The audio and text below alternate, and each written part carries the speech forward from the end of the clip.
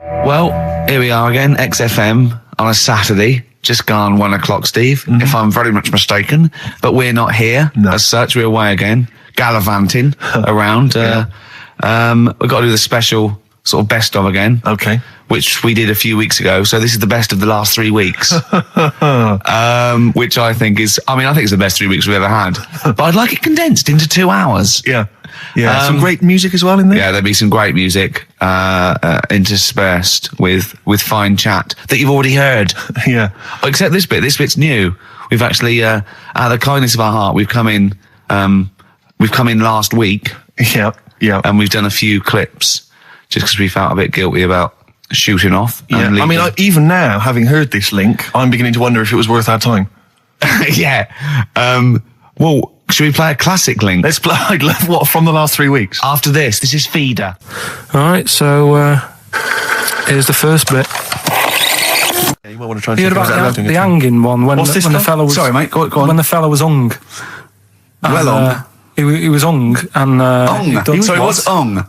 He was hung by a rope. So, isn't that... No, I think it wasn't he a Chinese emperor? And wasn't he hung? Yeah. He was hung. Some fella who'd done something, they hung him. They wanted him. It's not a word anymore. He was hung. Well, don't be doing that again, because you said squoze wasn't a word, and then I showed you a menu today that someone sent, and it said fresh orange, squoze. Inadvertent commas, and next to it was the word colour, spelt C-O-L-O-R. So, presumably either the American menu, right, in which case there's loads of American words that we don't use, or it's just a badly typed piece of work. Anyway, there was a bloke that was hung. He was hung and that, but he didn't die. Hung on that, he was definitely a Chinese. Hung on that, yeah. I remember him now, yeah. He didn't die, and they said, just hang on a minute whilst we change the rope and that, and he stood there waiting, changed the rope. They tried to, do it again, and didn't work. It didn't work, right. So, they got another rope, right? Didn't work. And then they had to let him go, because it's like there's a well-known saying or something from this thing. Yeah. What do you make of the first genetically modified baby? Oh. Are you worried about this? Do you know what did they do? What? Let me see what it says here. Isn't it just choosing the eye colour? Well, this is the concern, isn't it? That in the future you'll be able to decide whether it's a boy or a girl, how intelligent it is, what it looks like, is it handsome, is it ugly? Obviously, no one will choose an ugly baby, and so on and so on and so on. And so it means that where will it lead? Where will it end, Carl? Are you concerned? I've thought about this a lot. What will us three look like in the future if they're being genetically modified beautiful people? What will we be like? How will we be considered in society? True, yeah. But we've talked about this before, haven't we? About the cloning thing. Yeah. That's a bit weird. Yeah. But I don't think it matters, because at the end of the day, right, you might look like some other kid, but it's the way you've brought up that will change your features and the way you are, your personality. If you lie, you get a long nose, don't you? Well, no, but listen, right, because I remember when we, I was growing up on this estate. This is going to be good. Go on. No, it's not. It's just an example of how this doesn't work. Go on. So we don't need to worry, sort of thing. Sure. Right? Okay. So I'm growing up on this estate, and there was this woman about 4 houses down. Right, who's a bit rough. All right. Didn't fancy her. Oh God, no. Right, but she had a baby. Well, tell me about her first. I'm interested in this woman. What was she? It was a very... Was it like being a man in a dress? I didn't grow up in a posh house or anything. I'm not saying that if you live in a bit of a rough house, you're a bad person. What did she look like? But anyone can clean up. Looked like Tony Green with a fag on. They didn't clean up much, right? Oh. Which, even if you've not got a lot of money, you can still try and make the place look nice. Yeah. Right? But she didn't, and a kid used to take a horse into the house. Sorry. Whoa, Neddy. What do you mean a kid used to take a horse into the house? Where did he get a horse? Must have nicked it from somewhere. Must have done. You've seen a horse in it? No. What, is that from outside the saloon round the corner? Yeah, was it just tied up with a bit of leather? Right. That's great. Big Jake. I'm looking for it. I'd been out. So let me get this. This was before the lynching stopped or after. Where did he get a horse from? What do you mean he must have nicked it? His mum said, where'd you get that from? I bought it. All right then, but keep it out of the kitchen. I don't want you going cattling rustling. Where did he get a horse from, Carl? And how long did he have it for? Was he leading it or riding it? Mum, open the door, I can't stop. I can't stop it. Open the patio door as well. Looks like we got us a runaway. What do you mean? I don't know, but the thing is they couldn't afford to buy one because they're not cheap. So I'm just guessing. Maybe that's wrong of me. But I think... He had a horse? Yeah, right. So that's why the family didn't have any money. They'd spend it on the horse. No, I don't think, that's what I'm saying. I don't think they would have bought it. So anyway... Yeah, it's wise to whisper, Carl, in case they're listening. Yeah. And they could be in the room next door. It's not buying it, it's keeping it as well. Oh. So I was like in the car with my dad coming into the avenue, and you used to have to drive down it to turn round. And you know, sort of go back to our house. You had the traditional method of transport. Yeah. And the horse was in the lounge. Reading a paper. Just like walking around. Oh God! What? And when I was doing, I tried to earn myself some money once by flogging little flowers in plastic cups. What? This is genius. It just keeps coming. What do you mean you're trying to flog little flowers? What do you mean? Wait. Let's play a record. Let's play a record and come back to this. This story's going to just unravel and unravel. It's going to go for hours. Let's play a track, deeper and deeper. It's like an onion, isn't it? We've created a whole world here where there's a man living with a horse. Just walking around the lounge. I come from the West Country. I've never heard anything like that. I just think of a big sort of like orange carpet and it's got a rediffusion telly and this horse going, I'm fed up in it. Exactly. This is really... I am not taking the rubbish out again. Yeah. Right, play a record. Let's have Velvet Underground. We've got that lined up. Oh, yeah, the classic from the first album. I'm waiting for the man. Let's come back to the horse in a second. Little flowers in pots. What do you mean? Carl's found love on the street before, haven't you? How's it going with your bird, Carl? Are you married? No. How long have you been out with her? 7 years. Because, I mean, you're quite a simple man. Yeah. You're sort of a simple... In a nice way. I mean, you're like Helen from Big Brother. Yeah, you're sort of nice enough, but... But I look normal. Well, yeah, you sort of do. But you could be one of those that just suddenly go mental with a pen. Yeah, do you know what I mean? Stab people through the eyes. Yeah, you sort of look normal. If I wouldn't really want to wind you up to a point of frenzy. How did you meet your girlfriend? Through work. What, through her work? What, you found out and said... We worked at the same place. Oh, you're right. Yeah. You're quite an enigma, aren't you? Could you give us more on that? At work. You met her at work. What, she came in selling sandwiches? She was going through the bins outside.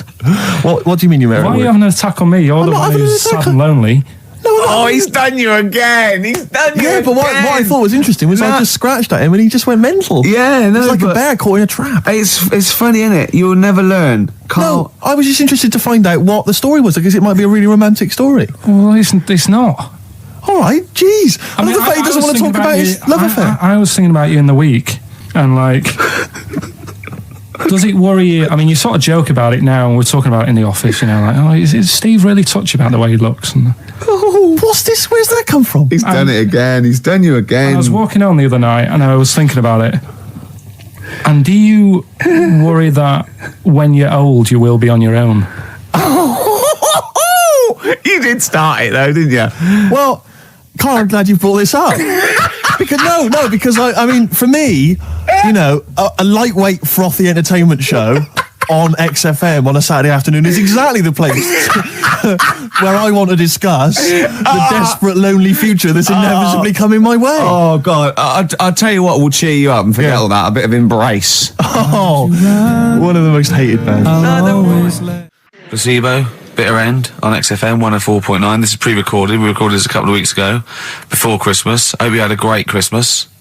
If you didn't, not our fault, really, is it? Nothing to do with us. Wouldn't have thought we'd have. We're out of time because we've got plenty of cash now, thanks to a lot of you who probably bought the Office DVD. Yeah. Probably got and that. If you haven't yet, and you've maybe got vouchers or money, still available. Still there in the shops. Still available. You can still make it the best-selling DVD of all time. Please do. Yeah. Please do. I'll tell you what you want to hear there before you make your mind up. I'll tell you what, if you like this next clip, go and buy the Office DVD. I think you will. It's a brilliant clip. It's the one where we talk about, well, it's self-explanatory. Yeah. That blew me away, right? That the fact that he got the name, he got the number. Spooky bit, right? I'm walking home. I called you up a couple of times and I left a message on your phone because it was just amazing. Not only was he good at magic, but his maths was brilliant. No, well, that thing adding up to 42 was like, how did he do that? I mean, we didn't even make a big deal out of that. He said that to me. He said, all Carol Vorderman's got is the maths. Yeah. Do you know what I mean? Imagine him on Countdown. Yeah. He'd even know what they were going to write down. Do you know what I mean? So a bit of a wasted talent. I should see him again about that. I think he's so I get into my flat, right, and what they do in my flat where I live, they put the post in like these little pigeonholes, right? And I don't normally check them out. I leave it for Suzanne to do, right? Sure. But this time, for some weird reason, I thought, right, I'll check it, see if we've got any posts. Open it up. There's only this. A letter for Miss Harris. Yep. There it is, bona fide in front of us, a letter addressed to a Miss Harris. Well, does she live there? No, it's my address. She doesn't live there. Did she ever? Don't know. It doesn't matter. It's weird, isn't it?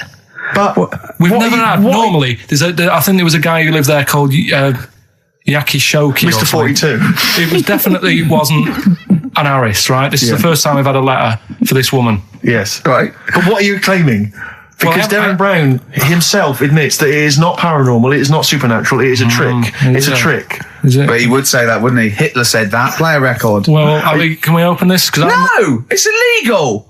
No, but I'm thinking if it's a birthday card for someone's like 42nd birthday. Right. You can't open that letter. Go and put it back, or you cannot open that letter. Why not? You can't open someone else's mail because you think Darren Brown's supernatural. What if we steamed it open? Then resealed it, no one would know. It's only a letter. You can't. You can, but I don't want any part of it. Carl, I think you should open it. No, you open it. I'm not opening it. It's against the law. You should open it then. We won't open it then. They won't send you to prison. Forget it. You'll get off. Cure? Yeah. Bit of cure? There's no cure, no. I'm looking. Well, I'm tempted to open it. Well, do you want to, Steve? There you go. No, I'm not going to open it, but I think you should, definitely. 6 Different Ways by The Cure from the album The Head on the Door. We've enjoyed that. The Head on the Door, Carl. Ooh, bit of a coincidence. Spooky, isn't it? It was only 4 weeks ago you were talking about a head and a door. Exactly. Has the door got a number on it? 42. Oh, dear. So we're not opening it? No. Well, I can't open it because as the producer, right? Oh, yeah, because your standing in society is such that they'd make a real example of you. Yeah. A producer of a tin pot radio show once a week. Yeah, he should know better. He can press buttons and talk at the same time. Sending down. But they wouldn't try you in an adult court. You would get away. You would get away with it. Just they'd hear you speaking for a little while, and the judge would end up squeezing your head and letting you off. It'd be like those people who train monkeys to break in. Do you remember down in South London? We talked about it in the past, and they were going around robbing stuff, and they trained them to do it. Yeah, I don't think those monkeys would have got in trouble. It would have been the keepers. So, I think XFM would probably take the rap. Will you open it? No, I can't be seen to open it. No, he's a writer-director. Exactly. So am I. I can't be seen to open it. I'll give it here then. Right, I'm having no part of this. That's against the law. But right, I'm having no part of it. Open it. Come on, you've started now. Right. The thing is, right, if it's important, we can say maybe she's listening. But do you need to stress? What it could be anything. What are you going to say? We're going to say, oh, and if you are listening, Mrs. Harris, you have got gonorrhea. Call the clinic. Do you know what I mean? It could be anything. Oh dear. Oh well. I think my talk did well. Well, what is it? Is the number 42 on there? What is it? Can you say? Be careful. What? Let me see what it is. What is it? Dear Sir, Madam, your periodical dental inspection is now due. Would you kindly contact the surgery to make an appointment? Mrs. Harris, if you're listening, your periodical dental inspection is now due. You might want to contact the dental surgeon that you normally go to. She could have a faulty tooth. 42. 42. 42. I don't believe it. 42. 42. Oh my God. God, that Darren's good. Darren Brown's good, isn't it? Oh dear. Well, listen, still to come, right? We've got the monkeys thing. Oh, chimpanzee that. And when I was out last Sunday, right, at Johnny's birthday party, Steve was there. Yeah. Got talking about stuff. And a debate that we didn't really finish cropped up. It blew your mind, didn't it? Amazing. Oh, I know about this. Steve told me. This is the infinite amount of monkeys. or a monkey with a typewriter and an infinite amount of time would eventually come up with the works of Shakespeare. Yeah. There was no debate. It's a philosophical, mathematical problem. There's no debate. It's true. It wouldn't happen. No, listen, Carl, listen. Infinity sorts it all out for you, right? An infinite amount of monkeys at a typewriter, right? They do everything. They type everything. Infinity just sorts it all out for you. There's no getting to it and they're going, oh, well, let's have a look what they've done. This one's come close. Did Romeo and Juliet. It would do it all. It would type everything ever possible, conceivable. Yeah, but it's a mathematical infinity. Well, we've heard your side of the argument, Rick. And I'll be honest with you, it's a persuasive one. But let's hear Carl, because he heard about this in a pub last week. Yeah, so what's your problem? What's your problem with it? What's your problem with it? well, first of all, right, you're saying it's a load of monkeys. It's not just one monkey. It depends. Can live forever. No, wait. It's either a chimpanzee with a typewriter with an infinite amount of time. He would eventually, by definition, mathematically, type everything ever possible. Okay, or it's an infinite amount of chimps with typewriters, and one of them will type it first time. But already, that's not right. You either need to have What do one you mean? monkey. What? You mean Let's hear his employment point. laws? What do you mean it's not right? Let's hear him out, please. If it's one monkey Yeah. with a typewriter that's got loads of ink in it and that, right? At least it knows what it's done in the past. It's not. Keep going. Crime. If you've got a load of monkeys, it's like if you have too many. What's that saying about too many chefs? Too many chimps spoil the soup.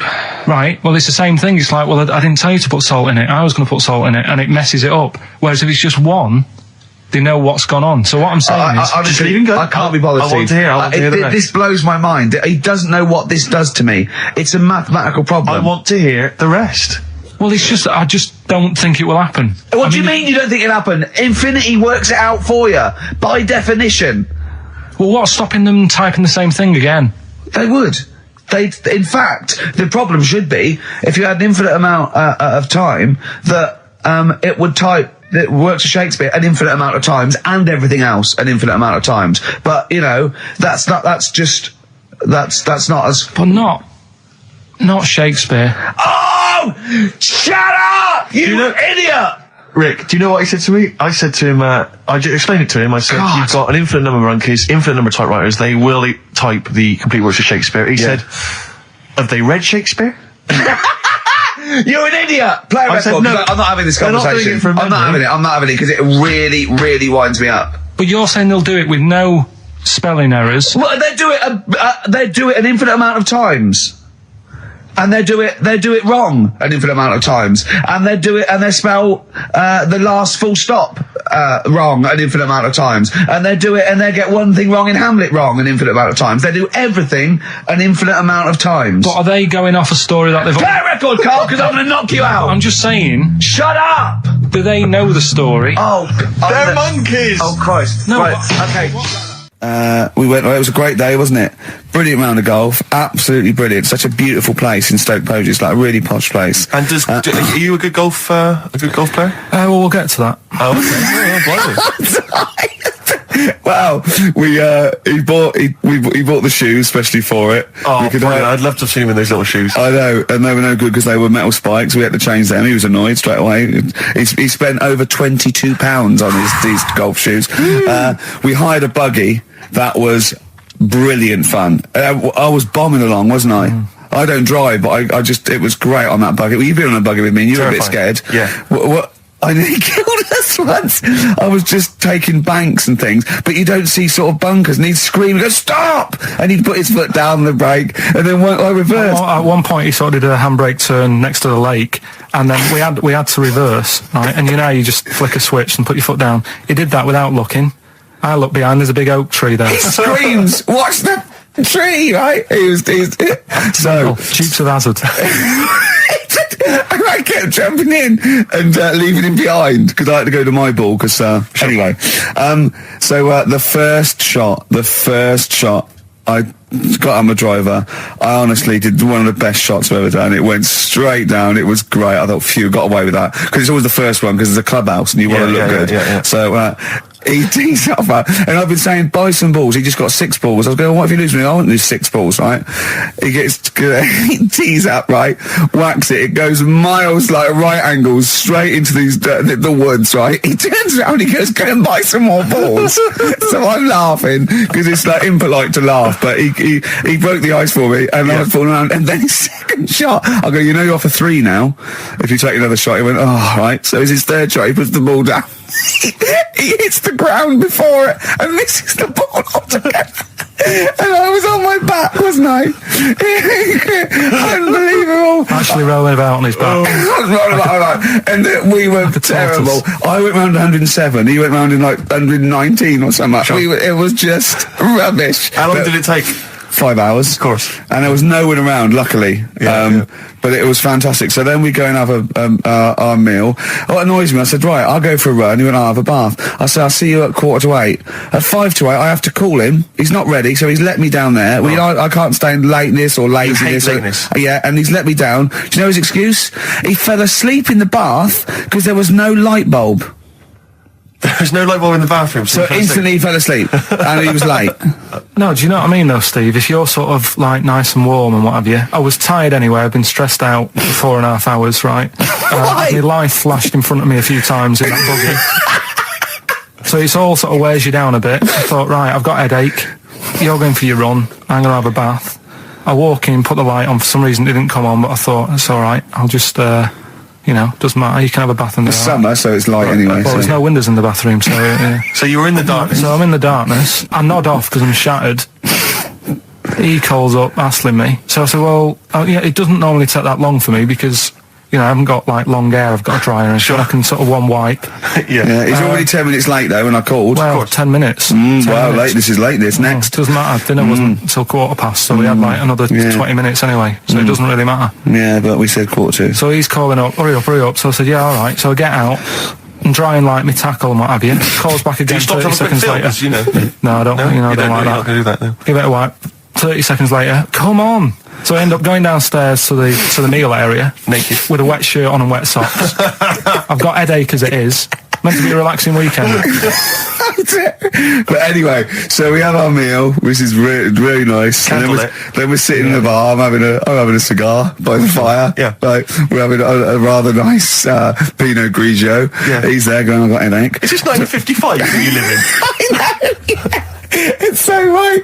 We are knackered because he's not used to work. I've seen him moaning, falling asleep. He's not used to it at all. And you've been on your feet for over half an hour. Yeah, right. So we didn't even walk around the golf course. We had a buggy. Yeah. It wasn't even exercise. That was Bowie and Waterloo Sunset. Love that. Love the original. Love Bowie. Bowie was my gig of the year. These are my singles of the year. These are our clips of the year.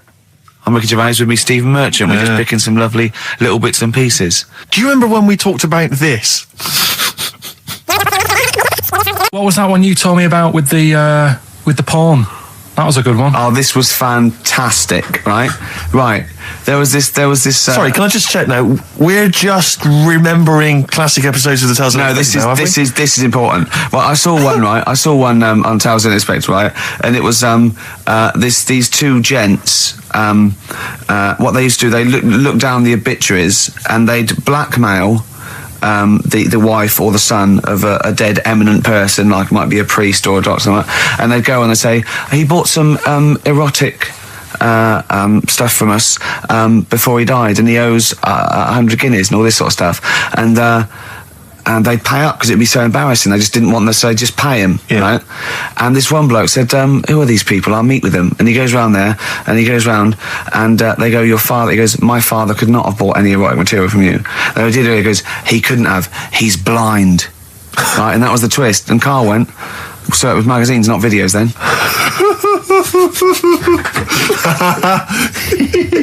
Yeah. Now think about it, Steve. Is that so stupid? Well, presumably it was set in olden times because people, professional pornographers don't tend to call it, erotic material. Yeah. They tend to call it, juicy jugs or whatever. But more than that, I don't understand how a video is going to be any use to a blind person either. I know that you can hear the sound, Carl. Look at him nodding like you caught me out. Yeah, what sound will you hear? Do. Your meter needs looking at? Yes. Cut. What's then? What's that? Then it's just noises, isn't Occasional it? groans. Yeah. Right. You could listen through the wall at your neighbours. He does. I mean, that's why I save a lot of money. But I thought you were going to point out, Carl, that they could have had a Braille porno. Now, have you thought of that? Look, feel the lumps on that. Exactly. Think about it, Carl. Think about it. You're excited now. Yeah. Your girlfriend's away, Carl. Yeah, the cheese grate is only under the cupboard. No, she's a good-looking lady. Yeah. 3 holidays Carl's had this year. Last year. Yeah. I'd love to have 3 holidays. You've got to start putting the work in there. 2 holidays, though. No, you had 3 holidays. You went away with Suzanne and her parents. Yeah, well, that doesn't count. It does count. If you book 2 weeks off the firm and you go away and you go, how was your holiday? Go, well, it didn't really count. It wasn't a really good holiday. Can I have them days back, please? My New Year's resolution is to be nicer to you, but well done, you've already broken that. No, but talk sense. Talk sense. You've had 3 holidays this year, and I'm just saying, you're in your 30s now, and 30s is when you should be really putting the work in. That's true enough. To reap the benefits in your 40s, 50s, 60s, 70s, 80s, 90s, and 100. Carl, what's your New Year resolution? What about think before you speak? It's worth. I mean, see, I'm allowed to laugh. I'm allowed to laugh at things other people say, Carl. That one, that is a good suggestion. How was your holiday, Carl? It was all right. Right, brilliant. But that I don't see on the ratio of good to bad in Carl's mind. That might be amazing because we never might be amazing, mightn't it? Of anything. I'll tell you what. Can we have a cracking little tune and then come back and hear about Carl's holiday? I'd love to do that. Let's keep it tight. Love to Tear Us Apart by Joy Division. Now I can't put my finger on it, but that doesn't sound like the original, and it's off a compilation. It sounded a bit fast. I think the vocal was slightly different. If anyone can, put me out of misery, I think it might be in a session of the time or something. Carl, is it a New Year resolution for you? Another one. Maybe when we ask you to get a song, get the original single version. I could be wrong, not some but obscure session. Yeah, it does seem different, doesn't it? Very odd. Yeah. Yeah. Maybe we just remember it wrongly. But anyway, that's XFM for you. 104.9, I'm Ricky Gervais with me, Steve Merchant. Karl Pilkington. Carl, you went to Lanzarote. Yeah. People said don't go to Lanzarote. They told you it was Lanzarote. They told you, were they right or wrong? They were right, yeah. Really? Yeah, it's a bit ropey, yeah. Is it? Why? Just out there. If it wasn't for the volcano they had, it'd been knackered. That's their big draw, is it? That's it, basically. That's all they've got going for them. When you landed, was it really hot? Were you quite excited? You were thinking this is okay? It was warm. It's we can't complain about the weather. The weather was all right. Sure. You know what I mean? That's what I went for, but it'd be nice if there just was something else. Yeah. What did you do all day then? Did you read your ritual book? No, I didn't read that. I read that book. Do you know the book that I bought and all the chapters were messed up? Oh, yeah. I bought a better version of that. All right. And I read that. Excellent. And then... Did it make more sense in order? Yeah, a lot easier to follow. Yeah. And then we went and had a look at the volcanoes and that. They've got 36 of them to look at. How many did you look at before you realised that pretty much, you've seen one volcano, you've seen them all? Probably about 6 or 7. Really? Yeah. And then when you got to the 8th, you thought, now I know what this is going to be, Suzanne. This is going to be like a mountain with a hole in the top. Yeah. Really? But it happened years ago as well. It's like, just keep a couple, fill the rest in, tidy it up. Fill the rest in? Yeah, no. Well, getting some builders. No, seriously though. Okay, 4 million tons of concrete, please. They're an absolute death trap. Yeah, what do you mean fill them in? Do you know what a volcano is? It's just a hole, isn't it? That's happened. Well, it's more than a hole. It's more a portal to the magma in the centre of the earth. Back in 1730 it happened, and they still haven't sorted it out. Well, when you say it happened, volcanoes were made a lot longer ago than 1730. No, but the one that did Lanzarote in. Right. Sort it out. What would you suggest? Well, how can they fill it in? It's joined. It's all joined. No, but what I'm saying is... the big plates of the earth are all joined. All the magma's joined. With the trade centre thing, that happened. They cleaned it up, sorted it out, they've moved on. That's what I'm saying. Whereas Lanzarote have just gone, leave it. It happened back in 1730. You misunderstand me. How, in the name of God, can you fill in a volcano? You ignorant twit. No, but it's not just the holes. They've actually left the lava everywhere. That's what I mean. It's not just the big holes. There's lava everywhere. But it's molten rock. They can't just pick it up like they're like a carpet. Put it in the holes. The holes are there ready. Just push it all in. That's what I'm saying. Right, we've got who's that on the line? It's Rob. Rob, and are you a doctor? I'm a final year medical student. I'll be a doctor in 2 months, touch wood. That's close enough, isn't it? Yeah. Excellent. So, where do you study? Do you want to give more details, or do you want to remain anonymous as you're calling in to I study at Barts Hospital. All right, great. So, why do GPs sometimes put their finger up a man's anus? To see what's there. You know, if you've got hemorrhoids, if you've got an enlarged prostate, you know, it's either that or they stick up a big tube and have a look up with a light. What? And it's easier to do that. Now, are you dumbing this down for us, or are you going to fail your medical exams by saying stick up a big tube with a light? I'm dumbing it down. Okay, come on then. We're all intelligent people here, and Carl. So you tell us what's that called? It's called a sigmoidoscope. Right. Nice. That was a clever test, wasn't it, Rick? 12 inch long. Yeah. 12 inch long tube that they can put up there. So, Carl, would you prefer that or a finger?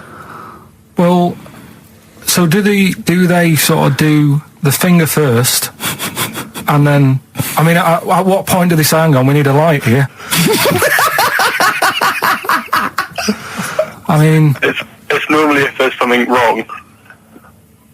But, so if I go then, say if I go to this Wellman clinic, right, and they go, yeah, the art's good and that, yeah, finger, there you go, and then they go, hang on, I'm going to go and get me light and tube. I could start worrying then because they've sort of found something. And they're not likely to go straight in with the tube. They'll probably send you off some tests first. But Carl, there's nothing. But you go to these places to put your mind at rest and to know where you are with your health. I mean, it's not that you go along. That's what most people worry about. They think that because I'll go along and they'll find something. Well, one, that's illogical. It doesn't heighten the fact they find something because you go along. And two, if they do find something, it's a good job you went along. I mean, I'm a hypocrite because I don't go to the doctor, but I've had that done. You should be concerned if when they shine the little light in your ear, it comes out the other side of your ear. No, the other ear comes right out the other side. That's when you should be worried. But Rob, right, you said then, if they find something, they send me off for some tests. Why can't I just have the test without that and cut out the middleman?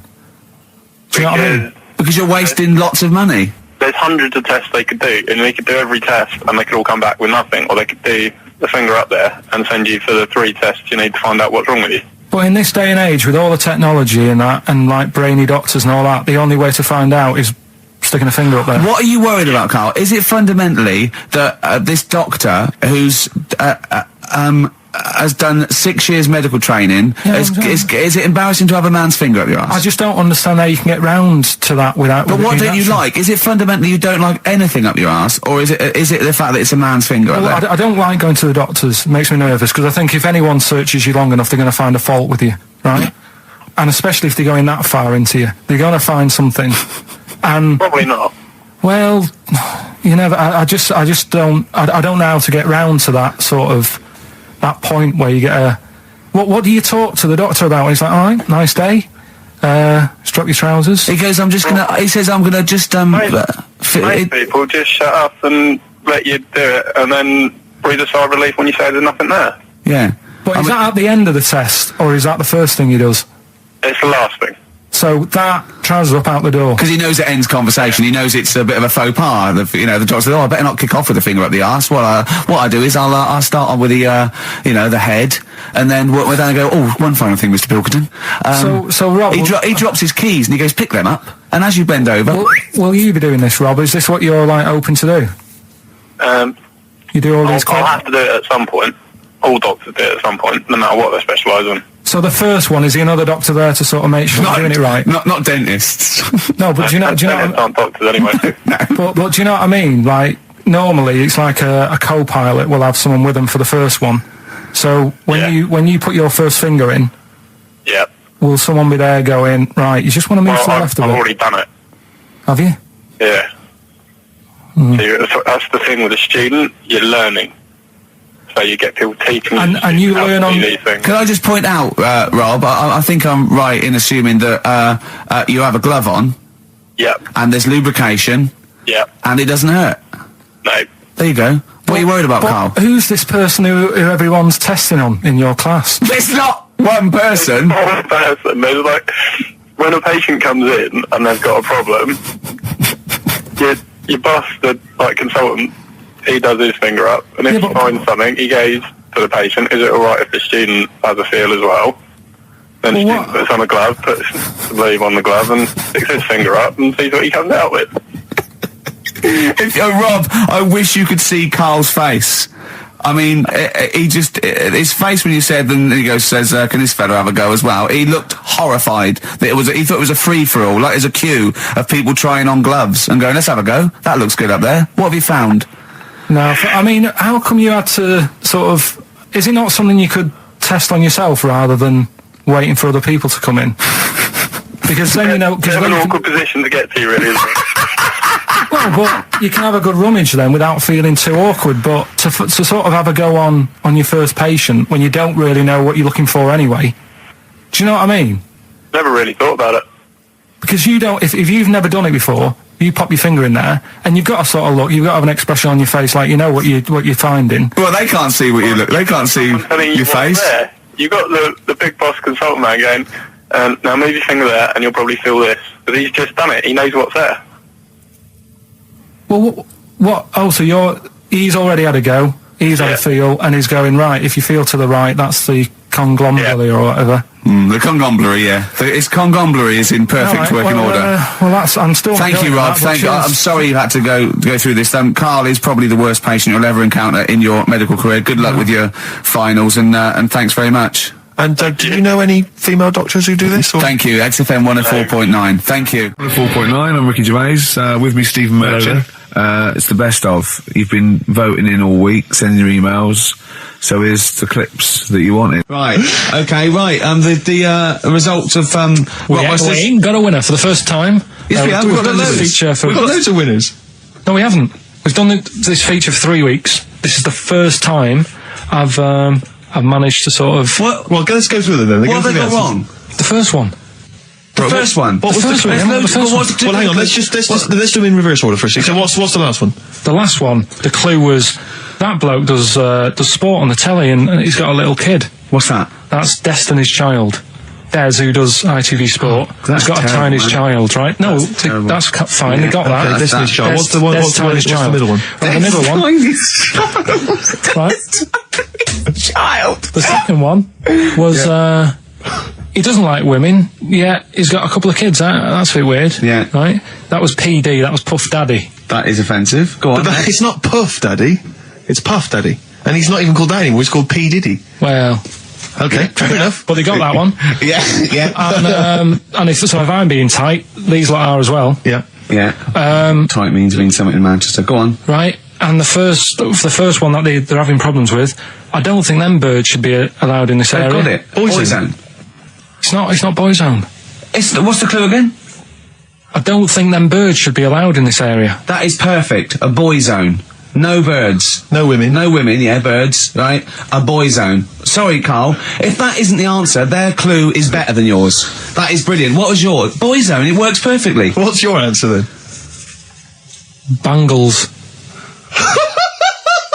What? I have no idea what that means. Like seagulls. So you don't want them in this area, so you're banning them. Bangles.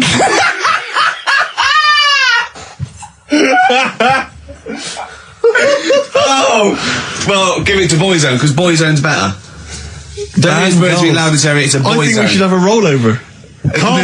Carl beat them. You have to use his logic, surely. But theirs works. You can't do what am I thinking. No, that's not what I'm thinking. It works perfectly. I think you've got to give it to the ones that got the Boyzone. Well, how about, right, because they didn't actually get into my head and my way of thinking, heaven right? forbid. How about we just keep back the David Attenborough, and they can have, I'll chuck in the Hellraiser, right? Okay. And Blondie album and the Madness one. Yeah, okay, pick a winner at random. Pick a winner, Steve. I'm going to give it to Paul Sloman, who got those answers, and he also says, P.S. Carl, you're a moron. So, I'm giving that to Paul, and good luck to him. Right, well. He's got a crazy night tonight. If we can rush these over to him, he's got a cracking Saturday night. Well, if I'm a moron, I might get your address wrong when I send them to you. Coming right back at you, Paul. Yes. Carl, you're making noises while I'm talking. Yeah, but you do this all the time trying to wind me up. And I'm not saying Manchester's the best place in the world, but what I'm saying is there's bits of it that I really miss. Yeah. Like last Sunday, right? When I'd met up with Ricky, we had spaghetti bolognese, which was all right. And then I said to him, I need some soil. Damn, I wish you'd invited me. It sounds amazing. So I need some soil. What do you think? You need some what? Soil? Soil, yeah. I need to repot a plant, right? Yeah. So you need to repot a plant? Yeah. Fair enough. So I'm like, where you can't see these shops in London. Do you know what I mean? There's nothing around. I took him straight to one in my street. Yeah, but near your street, and that's probably the only one in London. Well, you say that, Carl. No, it does annoy me. Round my way, it's like, you know... You can't move for soil shops. There's earth. You can just pick up handfuls walking down the street. Yeah, incredible. People just lean over into someone's front garden. No, you can take the plants as well. No, but what I'm saying is, Manchester, there's loads of decent hardware shops. Yeah. Here, you know, if you want a panini and a latte or whatever, you can't move from. But for soil, I had to go virtually how many miles away from me to carry that soil home and stuff. Yeah. It's not good. I mean, London's all right, but if cities were sort of... It's neglecting the peat market, really. Well, there's barely any mulch available in central London. I'm sick and tired of not getting a good, decent compost of a Sunday. Indeed. So, you know, I'm thinking of moving to the north, where there is loads of soil and gravel. Indeed. And animal shite. Whatever. Yeah. So you were going to say, if you were marking cities out of 10, what would you give London? Well, if you were marking them on, like, you know, on what they have. Right. As opposed to what? Well, as opposed to... How you spell it. Say, like, I think the greatest city in the world is Rome. Right? Okay. It's pretty amazing. Yeah. Have you been? What? Yeah. Why do you think that, though? Just because, like, you turn a corner and there's something there that's really old. Right. Like, you're going down a normal street. go and stay in a Derby and Joan club. Yeah. No, but it's like you're going down the road and then you turn a corner and like the Colosseum's in the middle of a busy road. It's like, what's that doing there? Yeah. And just when you think there's no more, you turn another corner. It's almost as if that was there first. Yeah. Well. Yeah. But do you know what I mean? London. Yeah. What have we got? You know, Trafalgar Square is world known. And you go there, what's there? Yeah. Do you know what I mean? So there's a lot of space there. Get one big B&Q. In Trafalgar Square. To cater for the whole of people who live sort of central Londonish. Yeah. And then I'd be happy, but what I'm saying with Nelson just popping up through the middle? Because you can still see it, couldn't you? Yeah. It's a great idea. So B&Q could be like the whole sort of flat thing and make it sort of grey so it looked like rock, and then Nelson popping up... Make it classy is what you're saying. Yeah. Stone clad it. Yeah. So it looks like you've made an effort. Exactly. And then you can pop in, and then you can go out and go, oh, look, Nelson's column. Oh, look at that. Isn't Nelson? Oh, look at that. The victory. Defeat. That's fantastic. One of the greatest living. Yeah. I need some nails. Yeah. Perfect. Killing two birds with one stone, you're saying? But why isn't there more than them shops? Because when I went into yours, every time I've been in there twice now. The first time was to get a shower head. Right. And I went in there, couldn't resist buying something else. I ended up getting some super glue as well. Blimey. Hey, big spender. And then, last Sunday we went in there, got 2 bags of soil, not one, I bought 2. And I bought some scissors to cut plants with. Secateurs. Well, you never know when you want, you might need more soil, I suppose. Well, I've got stocked out now. Where'd you keep it under your bed? Sorry, this isn't going out, is it, this conversation? It's not going out on air. I got a feeling it might be. You're joking. We better play a record. Okay. Play a classic. 100 Reasons. If I Could. Ladies and gentlemen, will you please welcome to the stage Pop Will Eat Itself? Carl, have you got like a sound effect or something of like, get the atmosphere cheering. We're going to test? Cheering. We'll seek it out with. Have you got something there? Have a look on there. I'm just looking in the NME for the kind of forthcoming gigs of the smaller known bands, and it might be a useful place to just begin the Ladies and gentlemen, peoples around the world, will you please welcome to the stage Chumba Awamba? Have you got a sound effect? We got one. Nice, yeah. Ladies and gentlemen, will you please welcome to the stage the Parkinsons?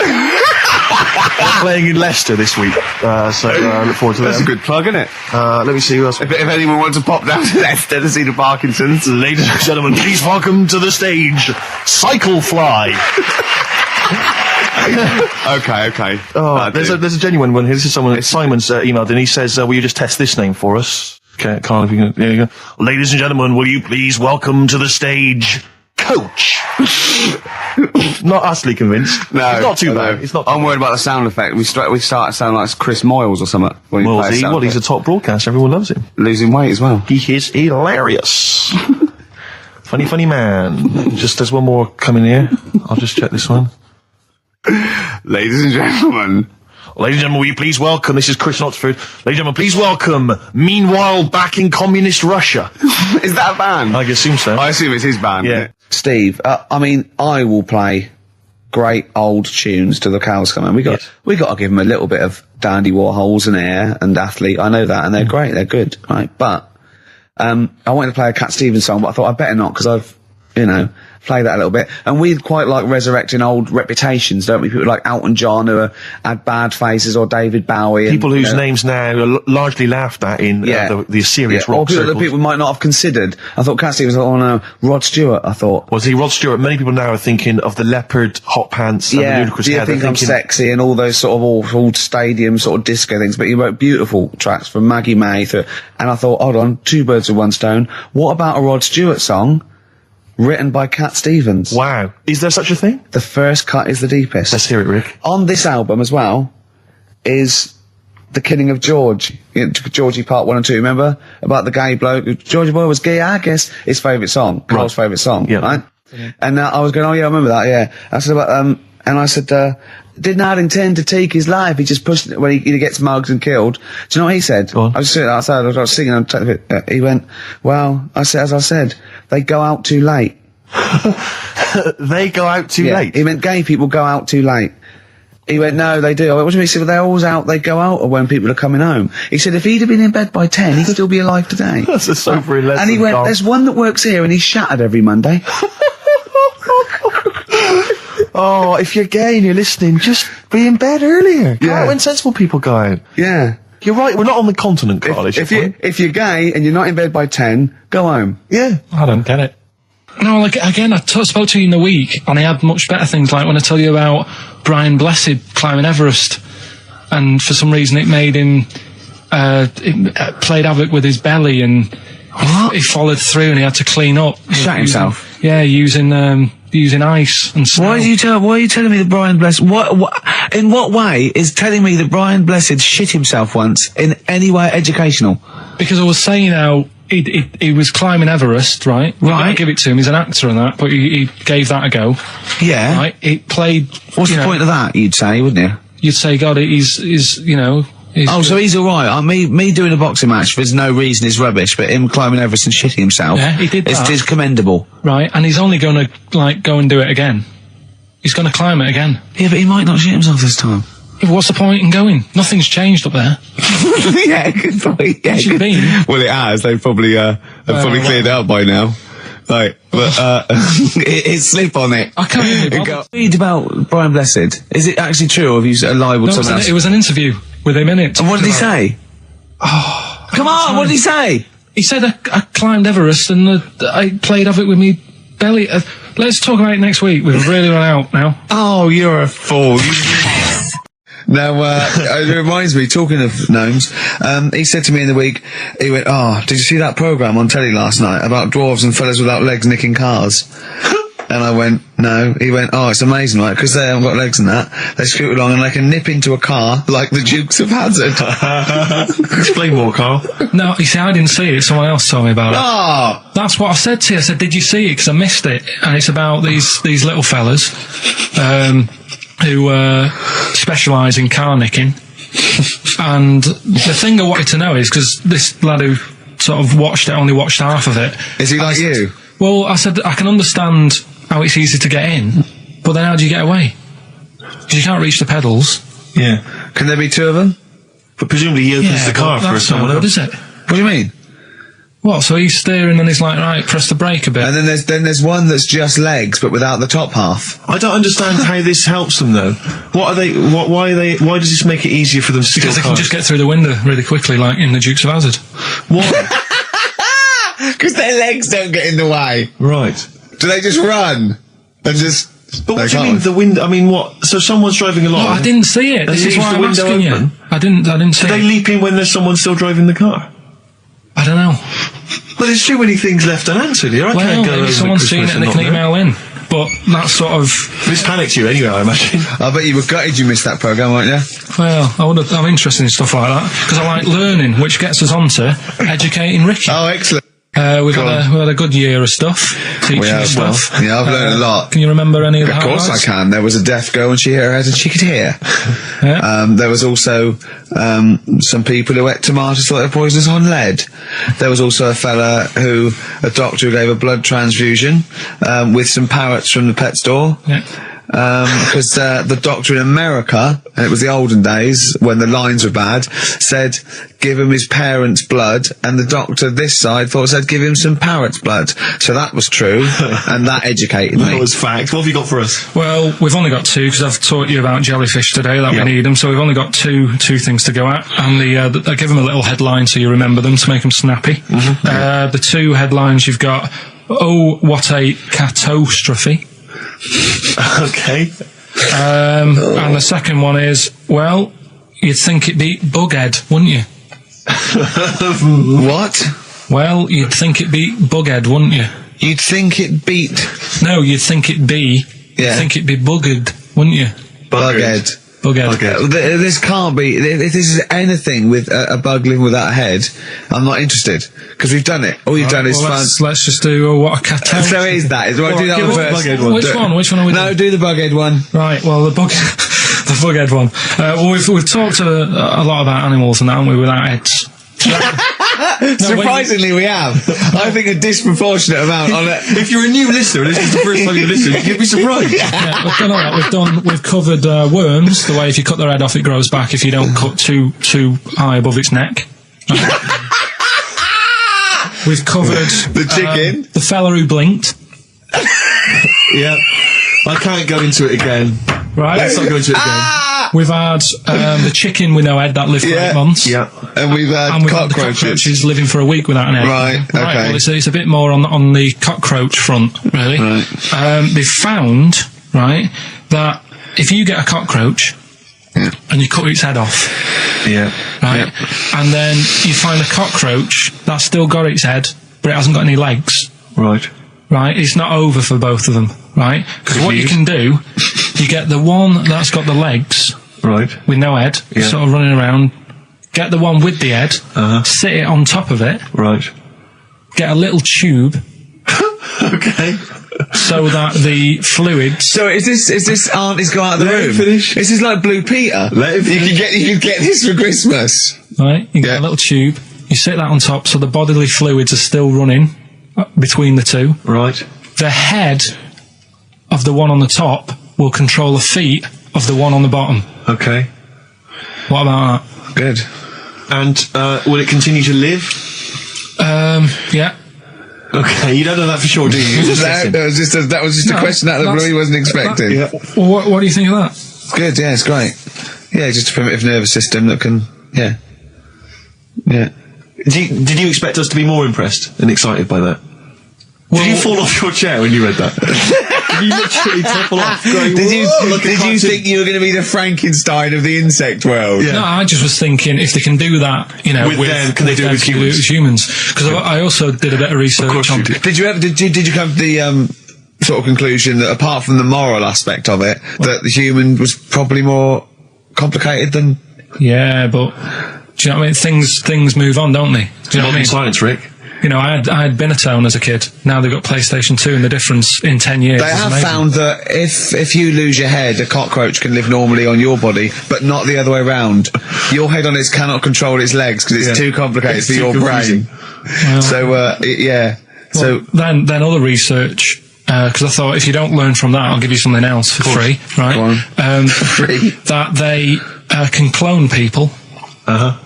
the only reason they don't do it, right? Say if like Ricky needed a lung, right? They could clone you and make you the same. But the only reason they don't want to do it is because it'd be a bit horrible, wouldn't it? So and it would take sort of 18 years for me to get an adult lung. And there's all kinds of moral implications. Yeah. What do you mean, yeah? You hadn't thought of that? Because lest we forget, Rick, he ended with the only reason they don't do it is because it's a bit horrible and that. Which scientist said that? Right, that's a quote. Right. That's not it. That's not the other one. That's it. No. That was just, you know. We've got another one to come. Oh, I can't wait. The headline again? What was the headline again? The headline, oh, what a catastrophe. Looking forward to that. Mark.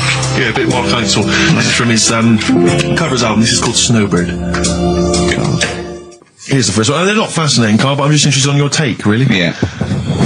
What do you make of Cilla Black quitting Blind Date after her husband sent a message from beyond the grave?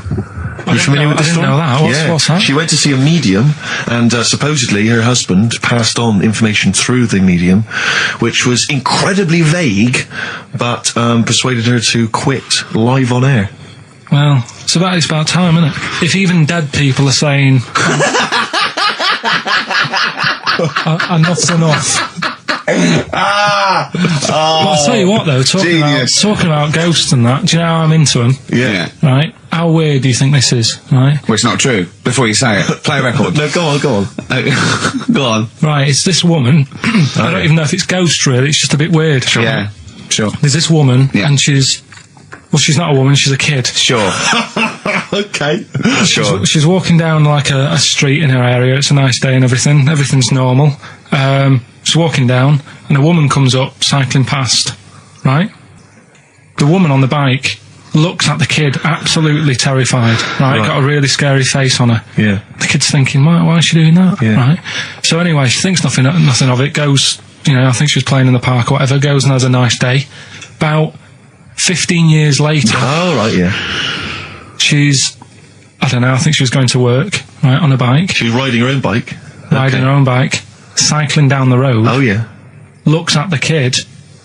That's the thing that happened, like, 15, 20 years ago. Right. It's her on the bike looking at her as a kid. Not another child. No. So it's her. She's seen herself. What a Carl. I mean, I don't know where to start. Firstly, where's this information come from? But I mean, why do you ever? I mean, I don't know what part of that you think can be true. I mean, honest. I'm speechless. I don't know what to say. What are you talking about? Bit weird, though, isn't it? But it's not true. It didn't happen. Nothing happened like that. She said it did. Well, she's wrong. She said she saw herself. She saw herself as a kid, didn't she? Did she carry on riding and as an adult when she was a kid. Did she stop and talk to herself, or did she ride on by and think, that's a bit weird, there's me as an 8-year-old. I won't stop, I'll be late for work. Yeah, if I'm late again, the boss said he'd be in trouble. Yeah. Well, and where is this information? Did it happen to someone you know? No. You overheard it on the bus? No, it was in the 14 Times. Oh, right. Well, okay. That's the answer. Good. We've got to the bottom of that. Right, good. Acid. I would sort you out with some science. Brilliant. I forgot the puns in mind, didn't I? I forgot the puns. Go on. Right, so, you asked to sort of be taught some science and that last week after being taught about war. So, did some research. And, there's a few things. I think we'll just cover one of them now. Go on. We talked a lot about hairy kids. We have discussed that a lot. I love the fact that Simon Sharma has never started a programme like that. The Jacobites. We've talked a lot about hairy kids. Go on. It's a little bit, I mean, it's not your traditional science stuff, but it's still interesting and it's a little bit, you know, it's still... Yeah, we talk about hairy kids. We have disproportionately, honestly. I think this show's talked about hairy kids more than any other radio show. Well, it's one that... Sorry, I noticed both of you there dropped the H, or the H, or however it's I had to. So airy kids, means hairy. Yeah. Hairy children, not sort of airy, kind of light-headed or... Yeah. Well, there was the case of the one who lived in China. Yeah. And... which was weird for two reasons, wasn't it? Yeah. Well, go on. One was, like, it was covered in hair. That's already weird. And the doctor sort of checked him over and said, well, yeah, he is hairy, but he's quite healthy, apart from he had a little bit of eczema and a boil. That was the main bit of the story, wasn't it? Yeah. But this one, right, we have sort of talked about it, and you weren't having any of it at the time. What? This next bit of science I'm telling you about. Go on then. Right? Remember when I told you about a lad who was living at home with his mum and dad, right? Everything's, normal life, go to school, that sort of thing. Yeah. Then, I think his mum and dad had an argument, and it kicked off a bit, and he thought, I'm sick of this. It's happening all the time now. They kept having arguments, so the kid ran off into the woods. Mm-hmm. Oh. Yeah. Right? God. Now, he left, he went and ran in the woods, and he ended up living with some monkeys. Right. Right? And he thought, this isn't a bad life, there's no arguments going on. Sure. He was getting on with them. And the weird thing bananas. is, this is where the science bit comes in. Oh, sure. He grew a load of hair on his body. That's not true. It's not true. It is true. It's an acquired characteristic. I bet someone will back me up on this. But no, you can't. You can't grow hair like that. You might get a little bit more down here. They might, the erectile tissue might, they won't fall out as much. That would, but you don't actually grow a big mane if you're cold and you're a human. Well, he did. This lad did. I know he sounds a bit strange in that, but he was living with the monkeys, and because it was cold, his body reacted to it. Listen, he was no hairier than he would have been if he was walking around naked on a cold day, with or without living with monkeys. The fact that he was living with monkeys makes no difference. No, I know, but I'm trying to get, picture it in your head what he's like. Although Mickey Dolenz was always pretty hairy. Right?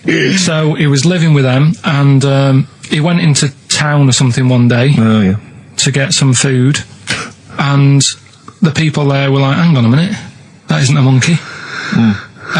He went in naked? No, he was there covered in hair. Yeah, but naked, but covered in hair, so it was decent. It was. Yeah. But that was a weird thing. They thought it was a monkey in the shop. And then so presumably he had a big long beard as well, because he couldn't shave, could he? No, he was just covered. He looked like a monkey. And they were happy to serve the monkey, were they? There's a monkey, he's buying a newspaper and some milk. How did he walk, Carl? Did he walk upright or whistling along? The picture that I saw on the internet, he was on all fours, but I don't know if that's when he was running away after they'd sort of, realised he was a kid. But this was a picture. So he was a kid as well? He wasn't even like an adult with the beard? No, he was a kid. Brilliant. And the beard kicked in a little bit. So the people caught him. You're an idiot. The people caught him, shaved him, right? Got it all off, didn't grow back again. Right. You're an idiot. Well, like I say, people will have heard this story or read about it. You're an idiot. And they'll email in. They don't let me down. And they'll agree that you're an idiot. No, they'll have seen the story. You're an idiot. So that's a little bit of science. You're an idiot. Libertines, Time for Heroes, and XFM 104.9. Right, okay, so have you got anything that is science as opposed to nonsense? Well, Kid went off with some monkeys, grew hair, came back, shaved him, it didn't grow back. I mean, just think. Right, something else. There's a few things I found. Yeah. There's a fella... Oh, God. Who had hiccups for 69 years. That was a bit annoying. Yeah. There's the dog with the wig that we've discussed. Imagine if you just tuned in. Yeah. There's the dog with the wig that we've already discussed. Did we discuss that? Not really. Did I not tell you what you said? I did, didn't I? Yeah. Oh, yeah. What else have we got? Well, there's something here that you sort of know. Is this going out live? Yeah, this is happening, right? Go on. But remember when you talked about sponges? Yeah. If you get a red sponge and a blue sponge, You liquidise them, pour them back into a tank. After a few hours, they know which was which, and they reform as a red sponge and a blue sponge. Yeah. Yeah. I thought that was weird when you told me. Yeah. Looked it up, did a bit of research. Yeah. Thought that's sort of sciencey. Yeah. You can do the same thing with a mouse's brain. Okay. Explain a bit more. No, you can't. If you get a dead mouse, Yeah. put its brain into a blender, blend it up, leave it standing for a bit. Making that up, aren't you? You're confusing this. You've watched Nigella Lawson make some sort of pudding. No. What do you mean? It won't work with the brain. Well, it does with I mean, not a human brain. Don't be trying that. Although, a mouse one. A mouse one. And what happens? It sort of reforms, goes back together again. No, because apparently it's made up of the same stuff as. But it doesn't, does it? Because if it's dead, if it's a dead brain, the cells can't act anyway. The fact the sponge is that it doesn't kill the cells, it liquidizes them, it doesn't kill the cells. Yeah. So it couldn't be a dead brain anyway. It would have to be a live brain taken out from a live mouse for the cells to be getting oxygen and working and being sensitive to each other. And that, I don't see how that could work like it does in sponges. I mean,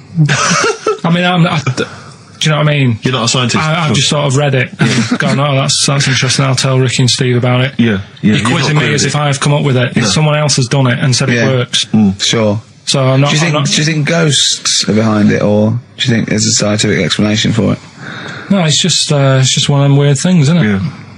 So that's what you sort of science covered for this week. Well, that was another barnstorming feature from Karl Pilkington. Is that it? Is that the two things you got this week? Thanks very much for that. Well, yeah. I mean, there's nothing behind them. Do you know what I mean by this? There's not like a weight of intellect behind these facts. Why don't you make that your science project for this week? Find a dead mouse somewhere, Karl, and a blender, and we'll bring that in next week. We'll do it live on air and see what happens. Oh. Well. Do you feel sort of let down a little bit sometimes with our reactions? Well, what are you expecting us to do? What are you expecting us to just like look at you, open-mouthed, staring at you in awe? Just like, oh God, yeah. Where did you find that out? And like, we know. Tell us. We know where you found it out. You looked on the internet and a strange homemade website by a maniac somewhere who puts on stupid things that he heard through Chinese whispers. That's where you get your information from. I doubt that anything you've ever come up with is verified. If it is, it's luck.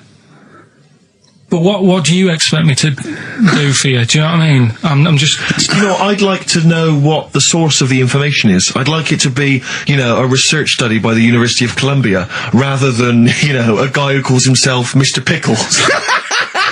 On a website somewhere. www.lunatics.com.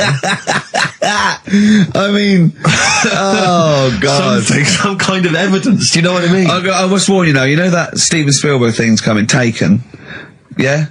About alien abduction. When you watch it, just remember this, it's not a documentary. Okay?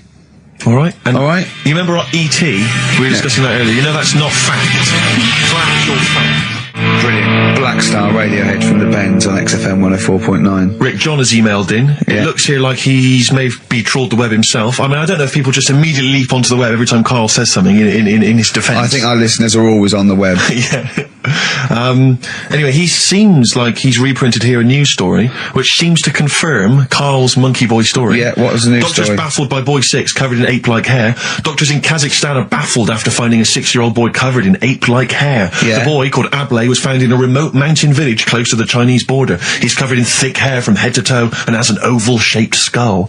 Doctors suspect nuclear radiation or a genetic disorder may be responsible. Fine. But there's an interesting bit here. But sorry, it's not that you could have genetic defects. I've seen lots of people born with long noses, 5 feet, etc. I'm saying that he wasn't normal. he wasn't normal, and then went to live with monkeys and grew the hair. Well, that's my true. point. But it says his mother and father are distant relatives. Such marriages are common in the Kazakhstan mountain hamlets.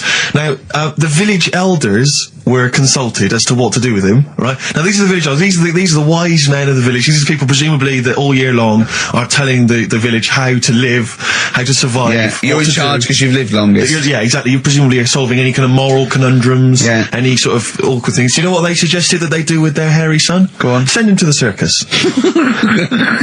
The Carl's nodding. Put him in the circus. That was what they suggested, and the mother actually wanted him to go to school. Instead of I don't know, school or circus, I don't know. We don't know what's better for him. Exactly. I'm not sure. We must consult the elders. What do you think, Karl? It's not a bad life, is it? What, the circus? Yeah. Well, you ran away from it. Yeah. Love it. But remember that thing that I saw about that fella who, I don't actually talk about it really, it's a bit... Go on. Tell us now. You've hooked me. Come on. You can say it. It's okay. What, are you worried that it might be insulting to someone? Well, it's not nice, but... Well, you're not taking the mickey out of it, you're telling us... Go on. It's just, it was in that book again that you got me. You know, the book full of weird people. Go on. And things that are wrong with them, and hairy people, and... Yeah. Lad with 3 legs and that. There's a fella... basically just a head and a little body on a skateboard. Yeah. Right? Picture of him having a shave. And he was shaving with his mouth bit. With his tongue. Like that on the radio. Yeah. Carl is now doing an impression of a man shaving with his mouth. Yeah. Well, it's just a head, bear in mind. He's doing an impression. Imagine a head with a very tiny body on a skateboard shaving with its tongue. That's what Carl was doing. And he was depressed because he kept getting hats for Christmas. but if you were him, you would just grow a beard, wouldn't you, rather than... rather than go through all that hassle. Caught in the wheels of his skateboard. For its own good. I do want to trial this new film quiz we've got, because it's I mean, I'm excited. I think it's the best competition we've come up with, to be quite honest. I mean, Carl, you agree, don't you? It's all right, yeah. Yeah, it's a film-based quiz. Right. We'll play you a clip from a classic film. I can tell you the film we're going to play. It's The Sixth Sense. Right. And there'll be a question afterwards, and you can win The Sixth Sense on DVD. Yeah, not the ability to sort of tell when someone's behind you, but just this film. You know. Do you believe in sort of like extrasensory sort of perception and stuff, Carl? Ghosts and that? Yeah. Yeah. Of course you do. Not ghosts, no, the fact that people maybe can sense, beings. There was a woman in on the Christian's breakfast show, right? Yeah.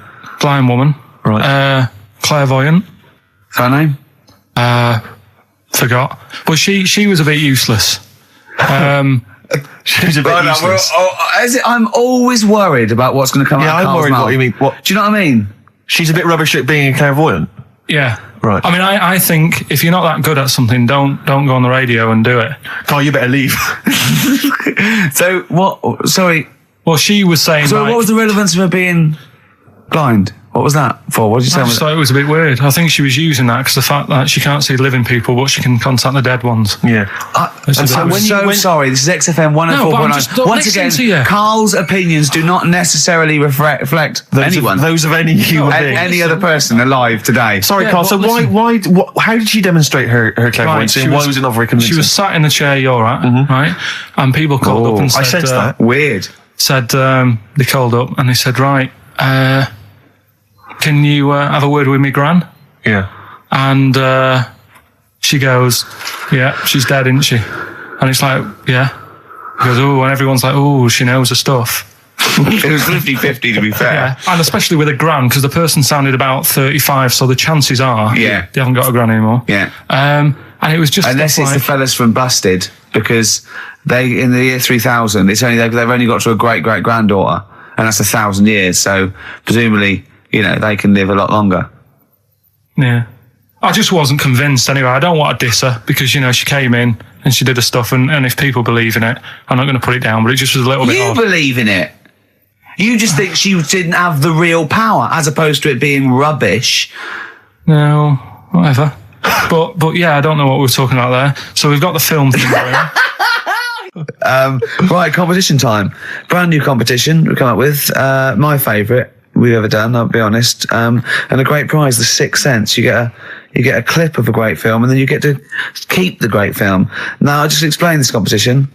I think Carl is a little bit of a frustrated actor, and so by the power of technology, Carl takes the role in a film, and there's a question about it afterwards. This is a scene starring Karl Pilkington from The Sixth Sense.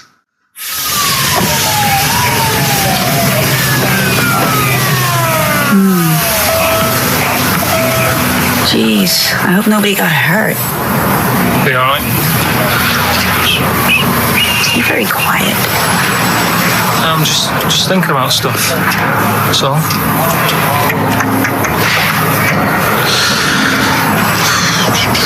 You're mad I missed the play, aren't you? A little bit annoyed, to be honest. Went down a storm playing the drums in Little Donkey, but your loss. I'd give anything to have been there. Well, you wouldn't, because you didn't. But like I say, it's your loss, isn't it? Anyway, I'm just quiet because I'm thinking about stuff, like I said. Right? I'll make a big deal out of it. What is it? Well, I was just thinking what would happen, right, if you put a chameleon on a mirror, how would it handle that? It's a bit weird, isn't it? Oh, you're scaring me. That's scaring you. This'll scare you, right? The other day, so old men sat there having a Twix. You never see that, do you? Old fella having a Twix. You see ghosts, Cole? No, just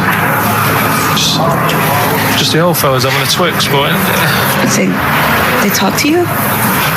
no, They tell you to do things? no, because they were too busy eating. But what's that got to do? What are you looking like that for? Do you think I'm some sort of freak or something? Is that? I would never think that about you. Well, Ever. No. Got it? All right. Well, it's a very chilling scene, that. That is great. Oh, that is fantastic. It's a very spooky scene from the film The Sixth Sense. Rick, I think you've got a question. Well, yeah, I mean, Karl played it wonderfully there, the role of the child that sees weird stuff. But who played the original role? What was the name of the child actor who played the original role? It's email only, ricky.gervais@xfm.co.uk. You can win a copy of The Sixth Sense.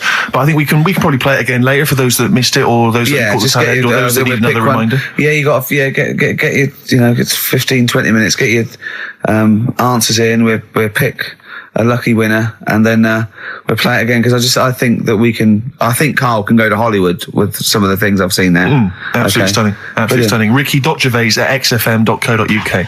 I'm going to play a track now. We tried to play it a couple of weeks ago, but the jumped. So I got a new CD of it. It's Papa Garcia, and this is Natalie and Nusi. Letter to Hermione, David Bowie of Space Oddity album, XFM 104.9. See, I don't know where. I thought you'd sort of learnt a little bit, Karl, what is an interesting fact and what might just be a mentalist online.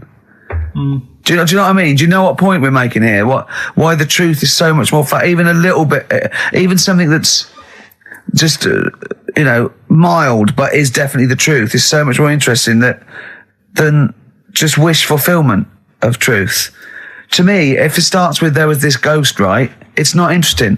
You could say anything. There was this ghost that could turn custard into wine. It doesn't matter. There was this ghost that had 9 heads. Doesn't matter.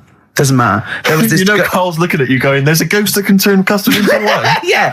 It doesn't matter what you say after that. There's a ghost that can swallow alligators whole. The premise means it's not true to me. Do you know what I mean? It's like people say, you know what? God, right? He's incredible. I go, I'll stop you there. The fact that he can make the earth in 7 days, well, you've lost me already. Do you know what I mean? Whereas someone says something like, a cockroach can live 5 days without a head, that's interesting. That's interesting. Right. Do you think when you die, they say, you're a ghost, this is going to amaze you. You can go and you can spook people out. Yeah. Do you like custard? Come over here. No. Well, if you don't, you don't. Do you like wine? Of course I do. Oh, you are going to love it. You're going to love me. You're going to love it. I've lost all my loved ones. Yeah. Do you see what I mean? It's what your sort of beliefs are based on. Mine are sort of on, I suppose, logic and science. And so I'm amazed by the world. And so the Iceman, why does that amaze you? What's like, ooh? Well, they found some part of our preserved past. It's interesting. Again, I'm amazed by anthropology and evolution. Yeah, it's just that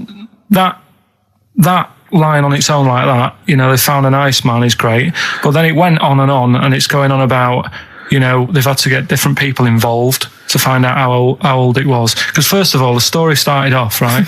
An old fellow on holiday somewhere. Where did they find it? In Sweden or something? And he was walking in the hills. And he was walking in the hills. In heels? Was he a transvestite? In the mountains. Oh, right. In the hills. Yeah. Yeah. So he's walking about, and he sees this body in the snow, and he thinks, oh. So he calls the police up, and they come and have a look, and he goes, oh yeah, it's probably a murder. So then they dig it up and find out. He's got hold of a spear in his hand. Right. And he's dressed like Fred Flintstone. Yeah. Right. And they realise it's probably not a recent murder. Right. His knuckles are dragging on the floor. He's a Neanderthal man. They think, hang on, Karl Pilkington.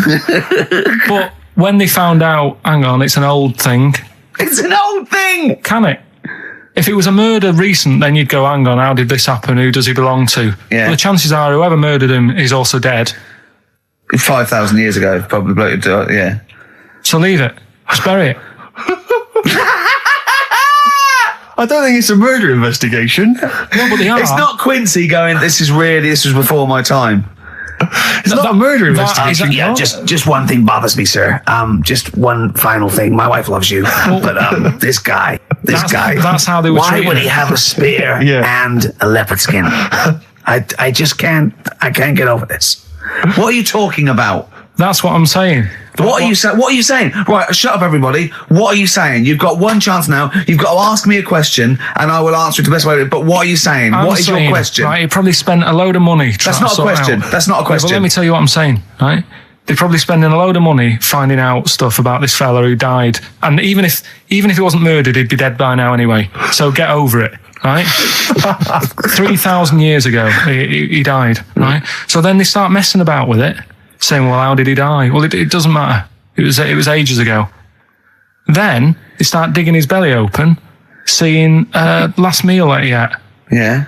Oh, he ate seeds and leaves. Well, no surprise, really. There's now else around. Again, spending more money. Someone's been paid money to sort that out. Then they bury him, and then said, hang on a minute, are you sure that he died by, like, a spear? Let's dig him up again. So they dig him up again and find some splinter or something. I don't believe they buried him. They did. Well, in some sort of fancy coffin so everyone can see him. But for me, that is more wasteful than sorting out something that's, like someone who's ill. Sort something out. Sorry, it's not either or. They didn't put a doctor out of surgery. Exactly. There's not an old man in a bed in the corridor or something. Yeah, they go, Ted, what are you doing? I'm just giving this bloke a stat clear. No, look, we found an old fella in a skit. Okay, you take over. It's not either or. Carl, what are you talking about? It's scientific research. But don't you see why this is fascinating? It gives us an insight into how we lived 3,000, 5,000 years ago. That's an incredible historical document. I wonder if it was your equivalent. I wonder if he was like the Carl of the time, and there's people, ghosts now through there going, oh God, I don't believe it. They've dug up Carl. They think we're all like that. Oh no, they're going into his brain now. They're looking at how his brain works. We're going to get such a bad rep. Oh, well, dear. Each to their own. If you like it, I just thought it was a bit of a waste of money. A little bit of a waste. Yeah, okay. But there you go. Anyway, we'll give out the answers to Rockbusters next. If we must. Yeah. It sometimes stuns me. Sometimes I'm taken aback. Do you know what I mean? But what worries me is if one day aliens do visit, I'd love and that. they come down. Yeah. But what worries me is they might bump into. What if they bump into you? What if they bump into you and they think that you represent mankind? And they go up and they start another planet. They can they say, we'll ask you 3 questions, and if you answer them correctly, we will not blow up your planet. Yeah. We'd be doomed. Well, it depends. It depends. Well, they ask you, don't they? What if they said, right, Carl, what's the weirdest thing ever found in China? I'll say hairy Chinese kid. And they go, right. Okay, interesting. Too, all right. What don't you see anymore? What do you see an old bloke doing? Don't see an old fella eating a Twix. Yeah. And they say, what if they asked you, what's across the road from you when you're washing up? Well, there's 3 things. So you just want one of them? No, I want all 3. You want all 3? It was a Chinese kid dancing about in his underpants. Yeah. There was a bouncer every night getting ready to go to work. And the third one, the old woman reading a book, the same book. And they go, right, your planet's saved. See, Quark, back in the ship. Yeah, they are a superior race.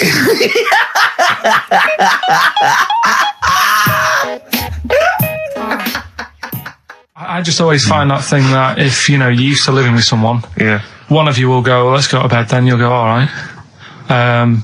But when you're on your own, you go, you just forget to go to bed. I just stay up. Okay, stop eating now, Carl. You've had all the food. That's just a plate. All right. Okay. Yeah. No, I stayed up and watched, there was a thing on about Dracula. Right. What, Dracula? And I found a flaw in it. Go on.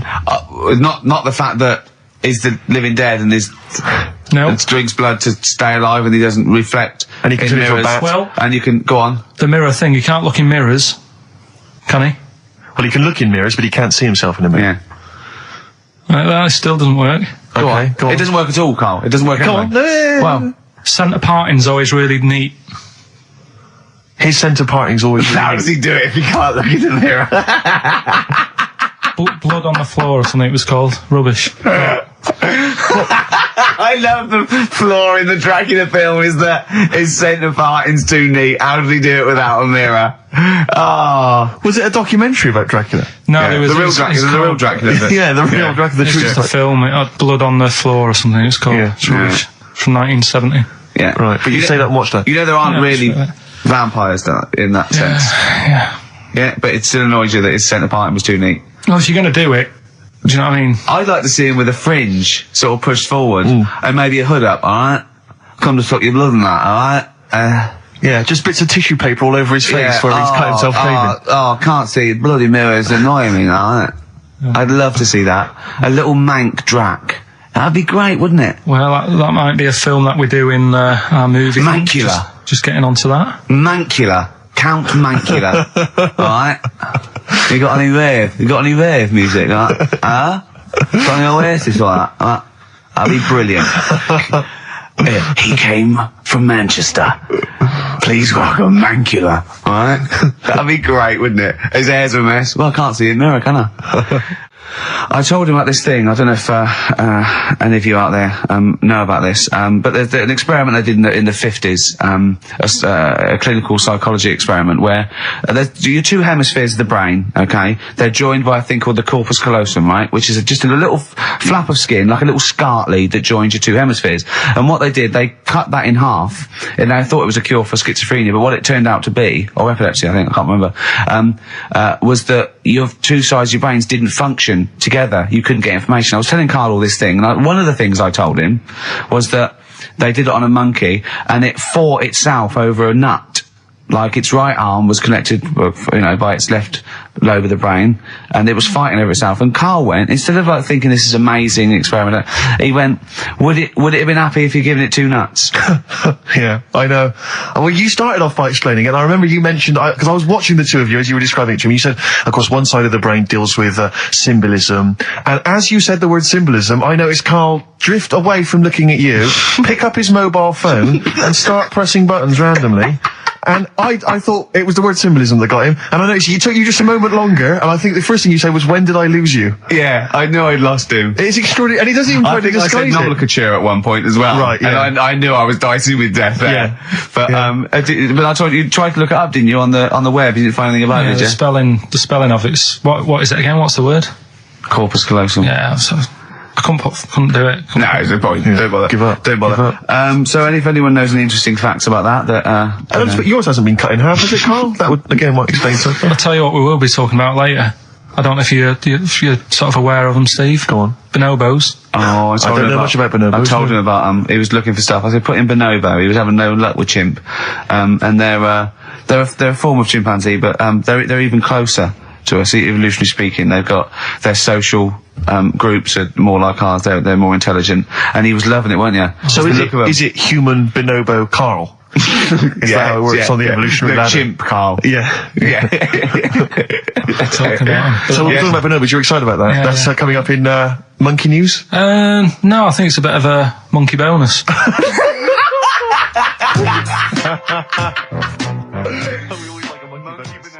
Okay, this is Karl in the classic The Shining. And what's the question? Well, we might ask that afterwards. Okay then.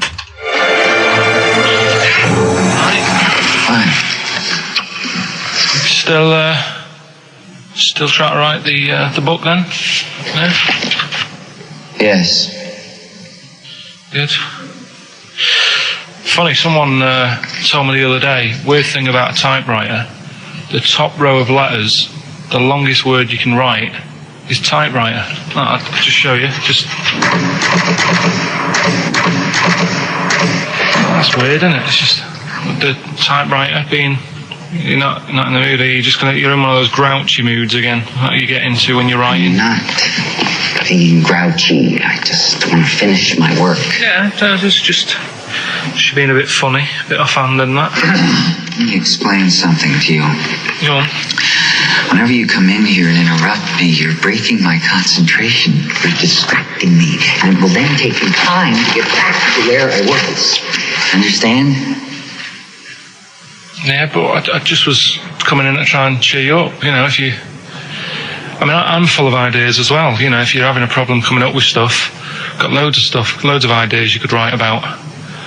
The other day I read about this airy Chinese kid. What do you want me to do about it? No, it's just that it could make a good book. Do you know what I mean? Sort of following round. That's swell. Well, I'd buy it. You know. But if you don't want to know, don't bother doing it. But, do you know what I mean? It's just airy Chinese kid. It's weird because they're not normally that airy over there. Yeah, this kid cakes in it. But if you don't care, I wouldn't touch one hair on his goddamn little head. You won't have to touch any hair on his head. Like I say, he's covered. Leave the head alone if you want. Touch his hands. He's totally covered in it. But I love the little son of a bitch. Well, don't go that far. You haven't met him. But I can sort it out. I'd do anything for him. I don't think you'd expect that much. Just take him to the barber's 3 or 4 times a week. You know, he's a good little kid. In fact, I'll do it. I think I'll write a book on him. Yeah? Do you think you can handle that? Yeah. You're not too busy, are you? Well, yeah, I'm pretty busy. I've got to sort out some monkey facts for the show this Saturday, but I reckon I can still... Why don't you start right now and get out of here? All right. I will. If you're going to be like that. Couldn't borrow a pen, could I? See you later. There you Haunting. go. Haunting stuff there. Karl Pilkington in The Shining. You know, in the film, Jack Nicholson goes crazy because the suggestion is he's maybe possessed by demons that maybe are in the hotel. But, you know, if I was stranded in a desolate hotel, removed from all human contact with Karl, I'd go mental with an axe without being possessed by demons. That's more chilling to me, trying to get some work done and you keep wandering in. I'm trying to get Karl to spend a couple of days in the caravan with me, just for the hell of it, and he won't. I've offered him money, won't I? I think it'd be a great laugh, wouldn't it, Karl? Oh yeah, great. That would be terrifying. No, I want to film it. I just want to film it. Like a little video diary. There's Karl there, he's just waking up. Well, if I was stranded in that would be like being... I may as well be with Freddy Krueger and Jason Voorhees. That's more scary. The thing is, Ricky doesn't mess you about as much as he messes me about. No, you see, you've given him an inch. You've given him an inch and he's taken a yard. 12:30 you got in today. In 30 minutes between 12:30 and 1. The old bin lid on the head. He wanted to do that again. Yeah. Squeezing my head, think he had a go at. And karate chop on the back of the neck. Yeah. All in 30 minutes. Yeah. Who else can say that? Who else can say that? Who else can say? What do you mean? Anyway, have we got a question then? Yeah, to win a copy of, I'm so embarrassed to say it, The Shining on VHS is worth $5.99 and it will have already been watched by Karl Pilkington, probably not even rewound. Yeah, to win that. And a little bit of tripe and cow eels where it just slipped into his dinner. A farm cake outside. As he was reading the back of the box trying to figure out what was going on. The ingredients. To win this, right? Here's a question. I've got a question. No, go on. No, I want to hear Karl's first. Okay. No, it's about the film. Because when I was whizzing through it, I saw something and thought, oh, that's good. The kid who's in it, he was writing something on the back of a door with lipstick. What was it? Well, that's a tricky question. I can't remember. Nor can I.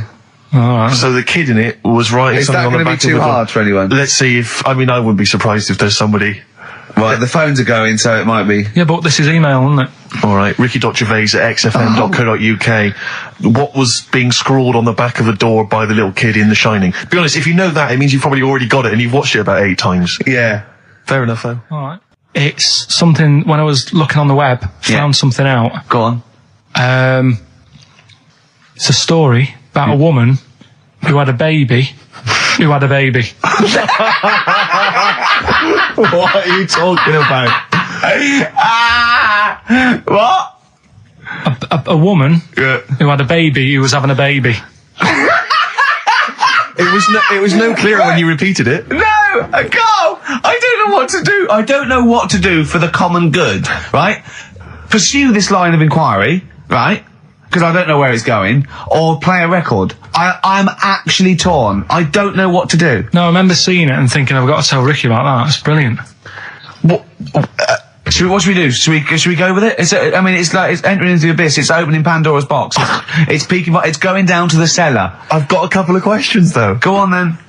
Well, come down there with me. Come down the cellar with me. Okay, right, Carl. What? First of all, it was on the way. What do you mean? The baby was what? Had another? Was it? She didn't give birth. They didn't. The doctor didn't find her one of those set of Chinese dolls up her. Russian dolls, whatever they're called. That's what I pictured it like. Those dolls where you take the head off, and there's another one in there that all look the same. But no, the story was there's a woman.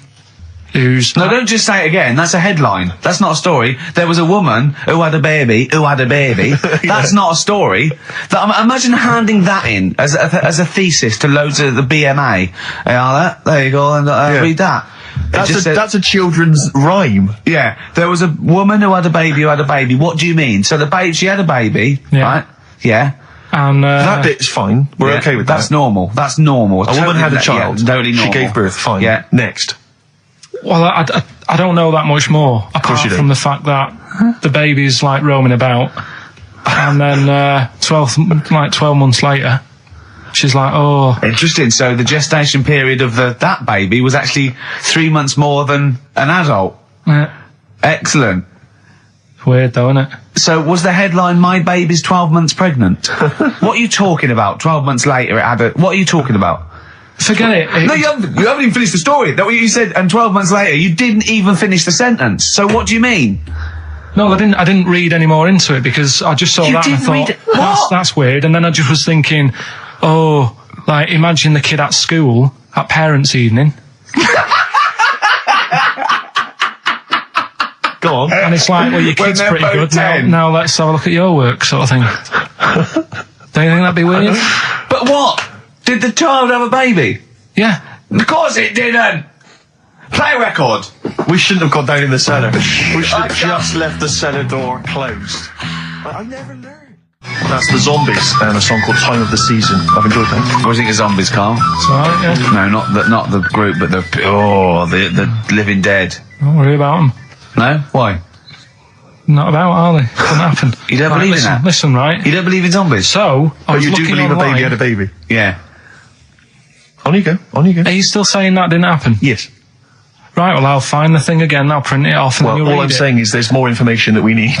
Yeah, but it always annoys me that when I do get the information, you'll go, yeah, but its name's Sally, you didn't say that, and make out... as if... No, don't make it look like we're over-inquisitive or over-cynical. You come out with the most abominable things man has ever uttered, and you expect us to accept them. Usually headlines, usually illogical, not just probably wrong. So, fleas are born pregnant. Are they? Interesting. Yeah. Right. Okay. See? On we go. See, that's true, and you're not impressed, because it doesn't involve a little werewolf child.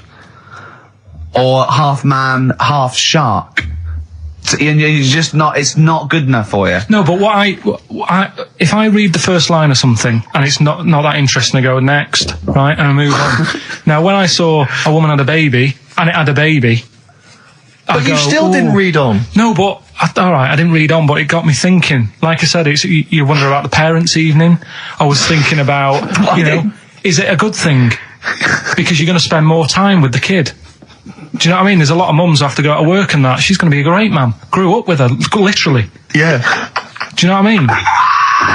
So She's going to be a great mum. I just wonder if, I know it sounds weird, but if was it the the baby that woman had, was that a girl or a boy? Well, it would have been a girl, wouldn't it? Of course it would. It'd be mental, wouldn't it, if it wasn't? Right. It would have been a weird story, wouldn't it? So anyway, that reminded me, because we were talking about other amazing stuff that Ricky told me to find out about. Steve, are you aware of bonobos? We mentioned them earlier. I'm not particularly familiar with bonobos. Right. It sounds like a cream cake. No, they were a sort of a chimpanzee, but more advanced than the traditional chimpanzee. They live in one sort of particular area, and it's the sort of closest animal to the missing link. They're very intelligent. They take on a lot of social aspects of human. They have sex for pleasure and no other. Steve's looking annoyed. He's done, yeah. What did you find out about apparently, I found out it's 98% not human, this kind of thing. It's nearly human, but it's not. We share 98% of DNA with it. Yeah, 98%. It's a higher percentage than you. They have sex for pleasure. They do look a bit like him, though. They've got a little round head, haven't they? But, and they're much more upright than the, got a more flexible. I sort of get bored with animals that are like classed as being intelligent, right? So when you tell me, I get bored with them because they're not doing enough. They're not playing Nintendo. Do you know like that people always rave on about dolphins, saying, "Oh, they're really bright and that." Yeah. I was having an argument with Suzanne about it, and she goes, "Oh yeah, dolphins are really intelligent." And I said, "But what? What have they done?" So she said, "Well, they use them in wars. They strap bombs to the back to go out to boats, to then blow up the boats." Yeah, they're trained. Yeah. Well, that isn't that bright. If it was really bright, you'd go, "I'm not doing that." Well, no, they leave them. They don't blow themselves up. Anyway, but right. Well, so bonobos, really bright and that.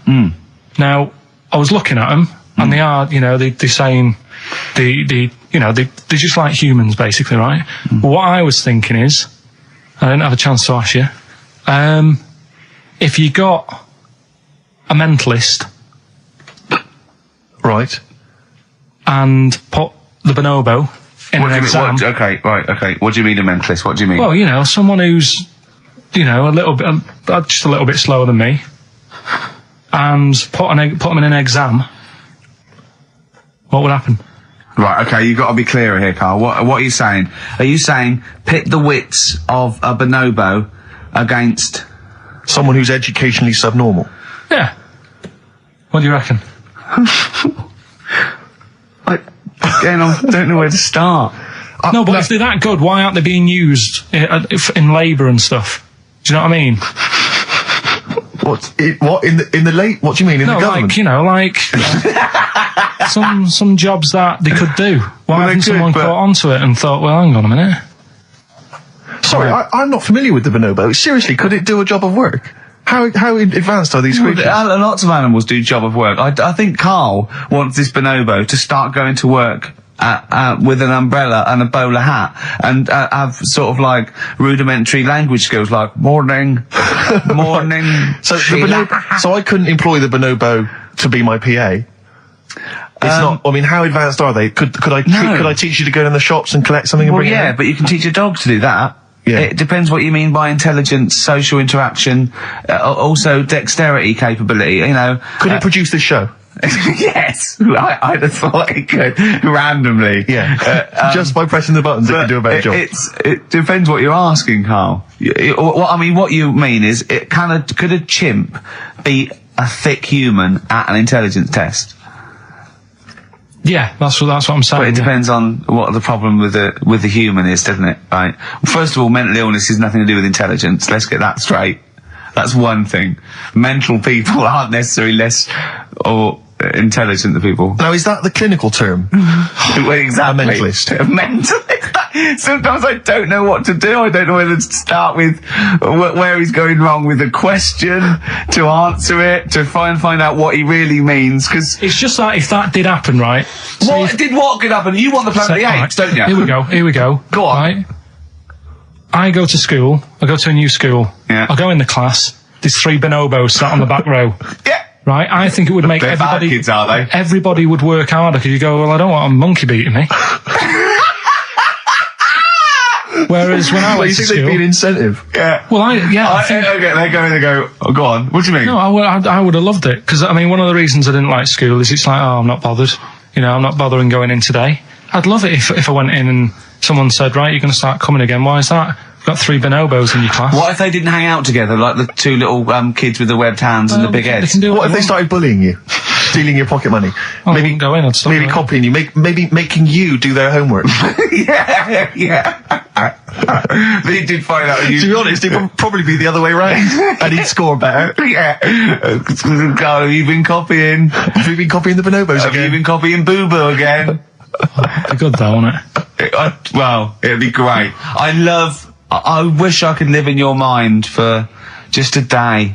So it must be great when you walk around and see things. He's been slagging you off as well, Steve. Well, go on. In the week, he was slagging you off. In the week I was joining in and laughing along, but now I'm thinking but now I'm thinking that you're more on my side than he is. Thanks very much, Rick. I'm glad to see you've come round.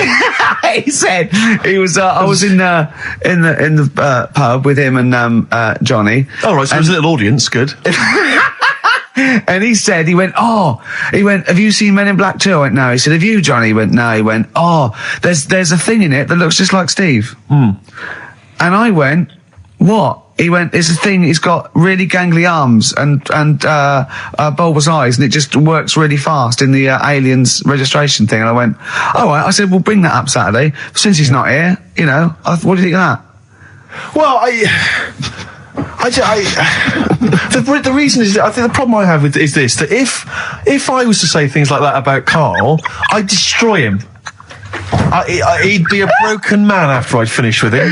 Call in, Karl, or Steve's going to say a few things about you. I'm going to get a couple of home truths out there. I can't believe it. I cannot believe it. Yeah, we were, at the time I was joining it, we were having, slagging you off on other things as well. Sure. But now I'm thinking, maybe maybe you were wrong. Maybe I was taking the mickey out of the wrong person behind their back. Kings of Leon, Molly's Chambers. What do you think of that, Karl? All right. There's a surprise. Another insightful remark. Steve is not a fan now. Not only does he know you've been slagging him off behind his back. No, I wasn't slagging Steve. If you get it out on DVD tonight, you'll know I'm not slagging you off. It could be your brother. I love the fact that it makes it worse, but he's thinking you're going to go, oh, he wasn't slagging me off. It does look like me. I do think I'm an alien. I love the fact that you hope Steve will go, he's got a point. It's a spitting image. Yeah. I am, seriously, Karl, I'm really angry. I'm so angry with you at the moment. You haven't seen it yet? No, I know, because I know what it's going to be, and I'm just... Why? I'll tell you why I'm angry, because he doesn't do it in jest.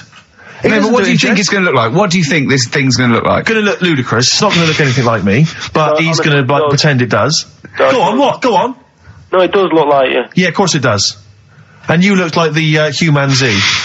Well, I mean, to be honest, you did a bit, Karl. You walk like him, you're bold like him, you got a sort of gormless face like him.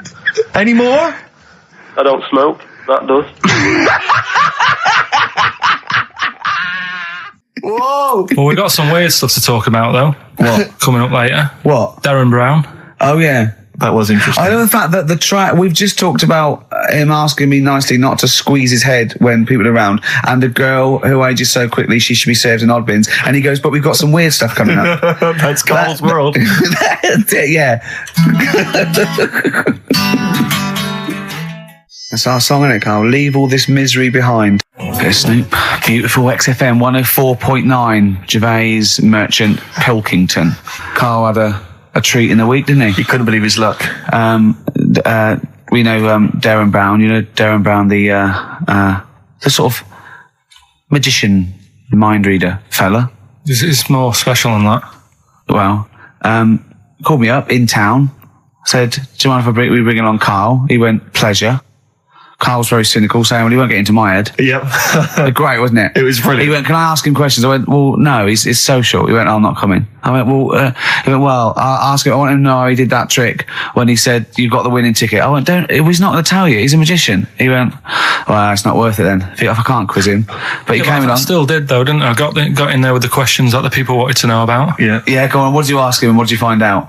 I said, how do you do that? I love the fact that the first half hour, me, Steve and Darren Brown were convincing Karl that he didn't see a ghost when he was 5. Yeah. And then we got onto the tricks.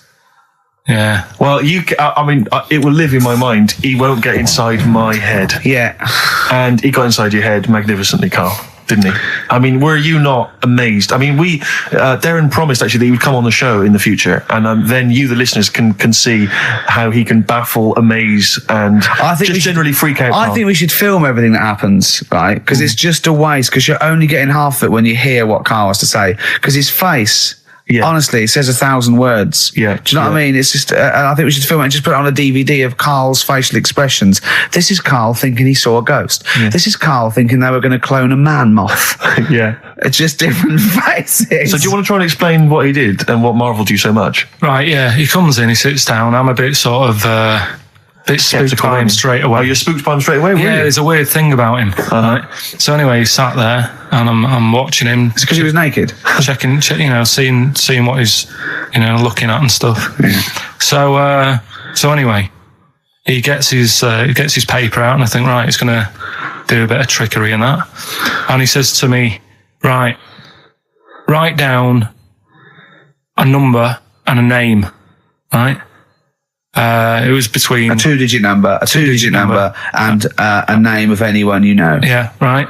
Now the thing is, I thought of the name because I was telling Steve earlier about the kid at school who I fell out with, right? Yeah. Over that girl who was called Aris, right? So that name was like in my mind, ready to go, because I didn't want to use anybody's name who I knew, sort of now, because maybe you've mentioned it in the past. Do you know what I mean? I couldn't say Suzanne. I knew Colin Makin anyway. Yeah. Well, do you know what I mean? So I picked a name. Yeah. Well, I thought you might have been thinking about Auntie Nora, so I picked this name, right? That you three didn't really know about, right?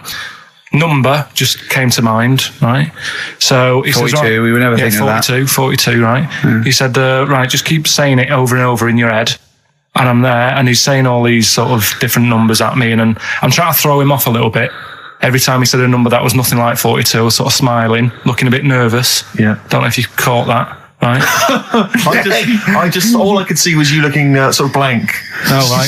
So I was doing stony face. He picked the wrong person when he said "let your mind go blank." You'd realise he picked on the wrong person then. Yeah. Right. So you had to squeeze his head to get it going again. I said, Darren, if in doubt, he'll be thinking of monkeys. And Darren looked at Carl and he said, "Were you thinking of monkeys?" He said, "I tried not to, and I thought of them more." Right, that's true as well. Yeah. Right. So I'm there thinking of these numbers and that, and then he said, "Right, let's just talk about other stuff for a bit." Right. So I was like, "Well, I'm not going to say anything." Yeah. Right, because I don't want you to catch me out. But then when we were talking, I was trying to like knock him off track. Do you know what I mean? I wasn't. Do you know what I mean? I played a bit of hardball with him. Yeah. I was like saying, because we were talking about aliens and that as well, weren't we? And I was saying, well, you know, they might come and land again in 2060. Oh, clever. You know what I mean? Dropping in different numbers and that. And so doing all that, playing him at his own game. And I think I had him for a bit. On the ropes, right? So anyway, comes down to the time when he's telling me the name and the number. Yeah. And well, he explained what he actually did. I mean, that was... He said, just think of a number at the end of it. And he said, "Oh, is it an I?" And you went, "It wasn't an I, but there is no..." Okay. And anyway, he got the name. Harris. Then he went and said, "Do you an extrovert?" And he wrote down these numbers. Well, he wrote down some numbers and he said that if you're an extrovert, these are the numbers you tend to choose. If you're an introvert, these are the numbers you tend to choose. And he wrote them down. And he said, "I don't think you're really an introvert. I don't think you're this. I don't think you're that." And I think he came up with the number 32, didn't he? He said to you, "You're thinking of number 32. You said to him, "No way." You couldn't believe your luck, could you, when you'd caught him out? But he said it's either 42 or 32, didn't he? Yeah. Well, no, but it was beside the point, because then he said, rather brilliantly, hang on a minute, if you just add up these numbers here, that adds up to 42. It was a magic square. Those numbers, that's 42. That's 42 across diagonally there. That box is 42. All the numbers that added up on the page, whether you go across, sideways, down, across, or whatever, always added up to 42. Yeah. Right? And you've got the name Harris, which freaks you out. It freaked me out. I kept saying to him, "How do you do it? How do you do it?" And he wasn't telling me. I was talking to people at work about him, and one lad said, apparently the trick that he uses is the same thing that Hitler did. Play record. No, seriously. Apparently it's the same thing, because he was saying... What? Play record. No, just let me finish, because I've even ran it by other people to check if I'm right on this. So let's true play record and come back to this. Because the people in the XFM office, they're pretty wise. They're up on that stuff. No, he used it in a different way. Play record. No, hang on a minute. Let me hear it. All it is, it's power of suggestion, apparently. And when Hitler used to do his big speeches to people. Yeah. What should we play? Come on. Finish your point. Well, that's about it. Who told you that? Ian Canfield. A few different people. Right. The big thinkers out there. Like in office. the brain boxes. But anyway, right? It's because Magnus Magnusson works Sonic so now, doesn't he? Right. Listen, or was it Paxman? Was it James Paxman? That blew me away, right? That the fact that he got the name, he got the number. Spooky bit, right? I'm walking home. I called you up a couple of times and I left a message on your phone. Because it was just amazing. Not only was he good at magic, but his maths was brilliant. That thing adding up to 42 was like, how did he do that? I mean, we didn't even make a big deal out of that. He said that to me. He said, Carol Vorderman's got is the maths. Do you know what I mean? Imagine him on Countdown. Yeah. He'd even know what they were going to write down. Do you know what I mean? So a bit of a wasted talent. I should see him again about that. I think he asked him, I said, "Why are you doing it on mucking around on telly?" Then he went, "Sorry?" He went, "Why are you mucking around on telly?" Yeah. And he said you could make some serious money. I think Steve went, well, he does all right. He went, nah, but if he did that with the ticket thing all day. Yeah. But didn't you say to him you should be working for the police force? I said, yeah, he should be in a police station. He could help people out. Yeah. Do you know what I mean? It's not a daft idea, is it? Not really. Right, so anyway, right, so I get home, still, I'm calling different people up walking home, I couldn't believe it. Yeah. Right, I called Suzanne up telling her about it, and she's like, slow down. She said, you're like a little kid who's just been on a fairground ride or something. Yeah. Slow down. Right, so I'm telling her, call my mum and dad up. My dad wasn't that impressed. No, of course He's not. like, well, it's all been done before. But anyway, right, so... But then he wasn't impressed with Little Donkey, was he? No, he's not impressed by much, is he? Right, so I get in. He probably had to nip out down to the phone box. Right. Do some thieving. Yeah. We've forgotten bread. No, I'm just going on the phone box. Yeah. Right, so I get into my flat, right, and what they do in my flat where I live, they put the post in like these little pigeonholes, right, and I don't normally check them out. I leave it for Suzanne to do, right? Sure. But this time, for some weird reason, I thought, right, I'll check it, see if we've got any posts. Open it up. There's only this. A letter for Miss Harris. Yep. There it is. Bona fide in front of us. A letter addressed to a Miss Harris. Well, does she live there? No, it's my address. She doesn't live there. Did she ever? Don't know. It doesn't matter. It's weird, isn't it? But We've never had. Normally, I think there was a guy who lived there called Yaki Shoki. Mr. 42. It was definitely wasn't an Harris, right? This is the first time we've had a letter for this woman. Yes. Right. But what are you claiming? Because Darren Brown himself admits that it is not paranormal, it is not supernatural, it is a trick. It's a trick. Is it? But he would say that, wouldn't he? Hitler said that. Play a record. Well, can we open this? No! It's illegal! No, but I'm thinking if What it's if a we opened it birthday off card air? for someone's like 42nd birthday. Right. You can't open that letter. Go and put it back, or you cannot open that letter. Why not? You can't open someone else's mail because you think Darren Brown's supernatural. What if we steamed it open and then resealed it? No one would know. It's only a letter. You can't. You can, but I don't want any part of it. Carl, I think you should open it. No, you open it. I'm not opening it. It's against the law. You should open it, No, though. we won't open it then. They won't send you to prison. Forget it. You'll get off. Cure? Yeah. Bit of Bit of cure? cure, There's yeah, no it's cure, no. operation. I'm tempted to open it. Well, do you want to, Steve? There you go. No, I'm not going to open it, but I think you should, definitely. 6 Different Ways by The Cure from the album The Head on the Door. We've enjoyed that. The head on the door, Carl. Ooh, bit of a coincidence. Spooky, isn't it? It was only 4 weeks ago you were talking about a head and a door. Exactly. Has the door got a number on it? It's 42. Oh, dear. So we're not opening it. No. Well, I can't open it because as the producer, right? Oh, yeah, because your standing in society is such that they'd make a real example of you. Yeah. A producer of a tin pot radio show once a week. Yeah, he should know better. He can press buttons and talk at the same time. Sending down. But they wouldn't try you in an adult court. You would Carl. get They away. wouldn't be You allowed. would get away with it. Just they'd hear you speaking for a little while, and the judge would end up squeezing your head and letting you off. It'd be like those people who train monkeys to break in. Do you remember down in South London? We talked about it in the past, and they were going around robbing stuff, and they trained them to do it. Yeah, I think I don't think those monkeys would have got in trouble. It would have been the keepers. So, I think XFM would probably take the rap. Will you open it? No, I can't be seen to open it. No, he's I'm a an writer award-winner. director. Exactly. So am I. I can't be seen to open I'll it. give it here then.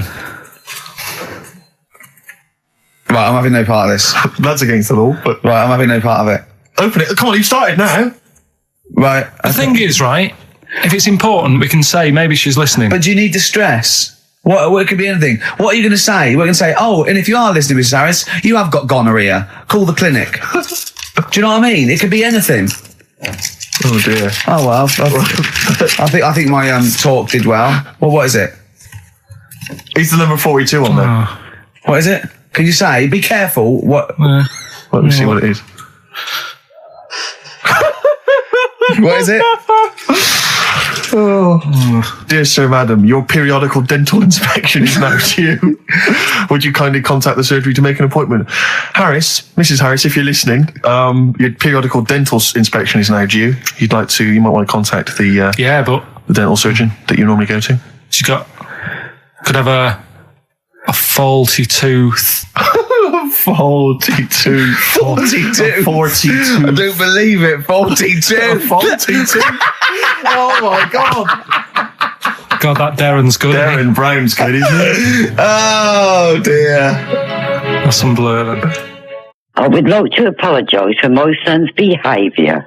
He is a filthy little who's been a for most of his life and treats me like a So, Doris Stokes, right, is dressed like a dominatrix, right, and she's dripping hot wax onto the naked torso of Arthur Millard. Yeah, of course he is. Right, and he in turn is being pleasured, right, by Dusty Springfield. Oh, Dusty Springfield's not dead. What? You twat. Dusty Springfield's not dead. Yes, she is. No, she isn't. She is. Of course she's not. She's dead. Of course she's not dead. Who am I thinking of? I don't know. Dusty Springfield's alive and well and playing with Arthur Millard. No, she's not dead. Oh, God. Well, excellent. Oh. It was going so well, wasn't it? Oh. I like the bit up until then, though. Yeah. I like the idea of her and Millard. Well, that's all true. In a farm. We can't do that anyway. Still, see, you can't do that on the radio, talking about that sort of thing. I'll tell you what, though, if we're going to pick on a dead person, why pick Doris Stokes? I don't know. The one dead person you don't pick. I know.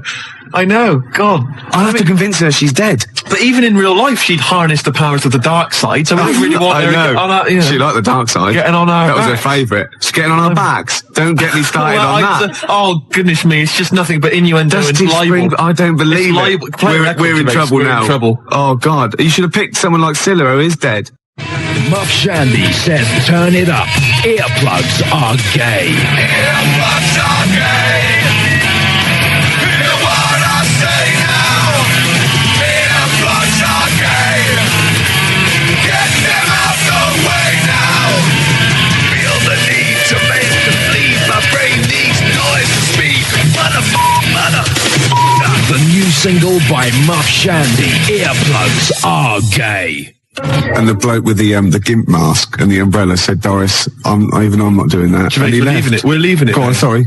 I was talking to my parents on the phone the other day, and I started swearing, and I've never done this before, and it's a terrible thing because I've crossed this barrier now, across this line, which previously for 23 odd years I'd managed to sort of stay the right side of. Yeah. I'm talking to my mum, and she mentions to me that I'm going to lose a lot of money. I don't want to go into it, but I'm going to lose a lot of money. And she told me how much. It was £5,000 or something. She went, I went, effing hell. Obviously, I said the real thing. Yeah. Effing hell. She just stopped. She just went, pardon me? And I thought, what have I done? I thought, I can't explain myself, because she didn't know that I knew those words. So I just said, well, that's a lot of money. That got you out of it. That got me out of it. Yeah. You know what I mean? That crossing that step. Yeah. It's quite a terrible thing. It's like, I look forward to the day when I can bring a girl home and say, look, I do know about sex. And twat.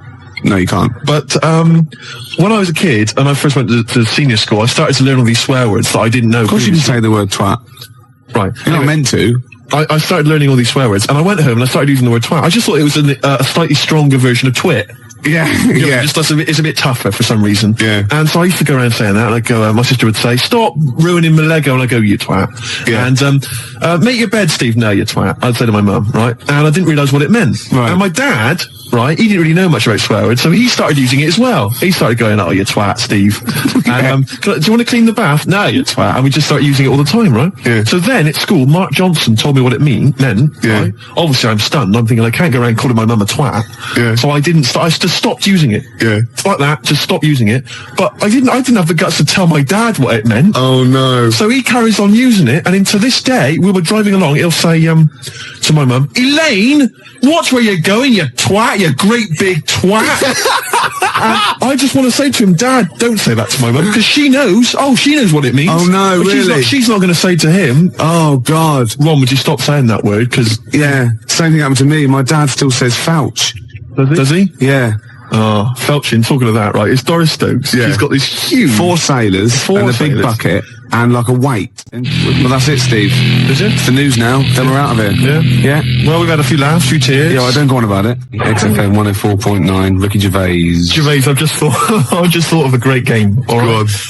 Emma, who helps us out here, she's just brought in a couple of beers for us. Yeah. All right. And I know you We're going to drink them after the show because I do not drive the desk and drink. Absolutely. Yeah. Anyway, okay, don't pick it up. Okay, right. Because the thing is, there's a picture, all right. On the bottle, which I don't think you've seen it yet. No. Right, and I guarantee if I turn this bottle round, you're going to start... Again, this is good radio, isn't it? You're going to start laughing when you see this picture. Right. Now, before I turn it round, right, hopefully you will laugh spontaneously. Yeah. It's a new competition, all right? You can fax us in pictures. You can send pictures in the post, all right? Yeah. Any picture which I can then, during the show, hold up and show to Gervais. If he laughs spontaneously, you'll win a gift. You'll win a prize. That's a great competition, isn't Gervais. it? And great radio. And great radio. They'll be laughing at the picture at home, won't they? Exactly. They'll be going, no wonder he laughed. Look at that. Well, all right, there's simple things like that which don't work. But the point is... The point is, right... You'll still try, okay. Let's test it. He's going to turn this little chubby pint of beer around, whatever it is. Just calm yourself. Okay, all right. Don't want you to... Hurry up, I want to drink it. You ready? Yeah.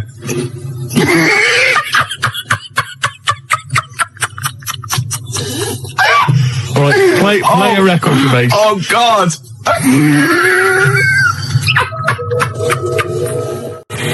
Blur and Tracy Jacks from 1965 there. Hey. Cheeky little monkeys. Well, I think we've established ourselves there now, Gervais. As radio gods. As radio gods. Yeah. We've come up with possibly the most enjoyable radio game in the history of all things. Basically, what we want you to do is send in pictures, drawings... Is it as good as this?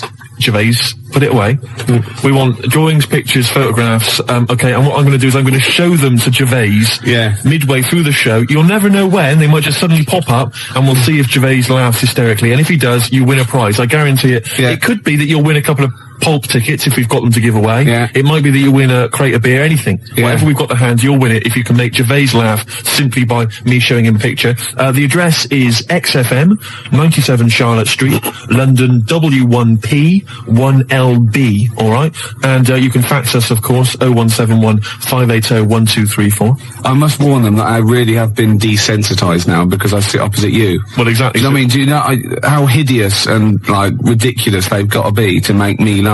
The pictures have got to be pretty odd. Yeah. The address, XFM, 97 Charlotte Street, London, W1P, 1LB. Apart from bad lyrics as well, I like it when pop stars and marketing managers of record companies try and get clever with their, titles for albums and stuff. Remember Wet, Wet, Wet? Popped in, sold out.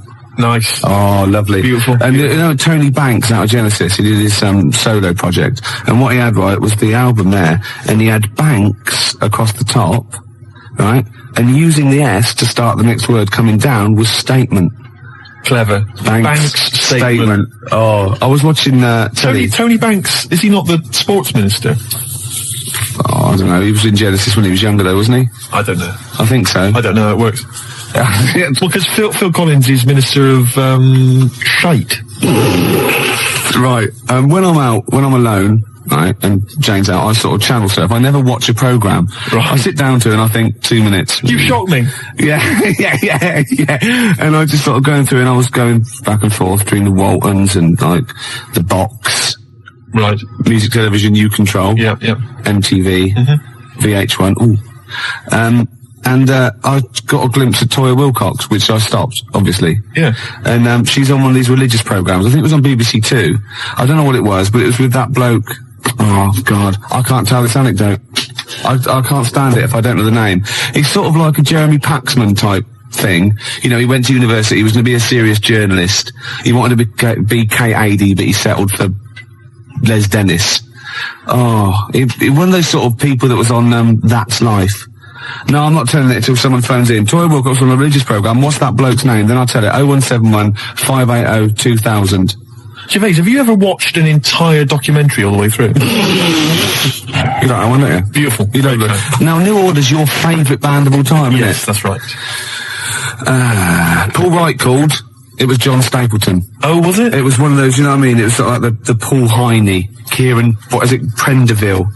and Chris Sale, all that sort of type of thing. You know what I mean? Right. So, and this was on BBC Two. And it's always one of those. Well, they're those people. You're sitting with people and they go, "Oh, I went to university with him." I know. And they suddenly realise it's not a proud thing. You know. I know. Oh, and they just go quiet. It's never impressive, is it? It's never Prince. No, exactly. Or, I don't know, somebody really great and groovy. Yeah. It's never, I don't know, say Rick Astley. And then you start realising that you're around someone's house and they go, and he comes on, you just don't say anything. Yeah. And then someone goes, "Didn't you go? No." No, I thought I did. It was the other one. It was Chris Sale. Did you go to anybody, at school with anybody? Michael Jackson. Did you? Yeah. Incredible. Yeah. Incredible. Yeah. Odd that. You went to school presumably in the States. Well, no. He was in Reading for a lot of his life. Right. Yeah. Was he some kind of exchange program? Yeah. We sent them, Charlie Chaplin, funnily enough. Did you? Yeah. Did you? Took a long time for them to get round it. You know what the Americans are like. You're making this up. Yeah. Anyway, Toya's talking to John Stapleton, and I suddenly realised it's a religious programme straight away, because it was over in the church. Right? And nothing gets past you, mate. No way. Could be archaeology is us. So wait a minute, whoa. Yeah, so people, Toya's on some religious programme. It's not worth it. John Stapleton. Yeah. Okay. And I'm just flicked through and I went, "Hold on, it's Toya." And he goes, it was very spiritual. She went, "Yes." And I realised she was talking about a wedding. She was going, "It was very, very spiritual indeed." And he said, "But no hymns." She went, "No, we had silence instead." Silence instead. So now we will do silence number 3. It's 4.5 minutes long, so keep your gob shut. Right? And I think, "Oh, what is she talking about?" He went, She went, "People are scared of..." Sorry, that was Chris Eubank. Right? She said, "People are scared of silence." Yeah. And then she said, "The thing is, during silence, there's a lot of unconscious thought." What? You thought that you don't know you're thinking? He said, "It was 3.5 minutes. I didn't think a thing during that. I better plug into my unconscious to find out what exactly I was standing up for 3 minutes, going, who's the women in the hats? What are we doing here? What a load of pretentious twaddle that is." Well, I've never liked Toya. I've never liked her. Oh, she's alright. That's all the more reason to hate her.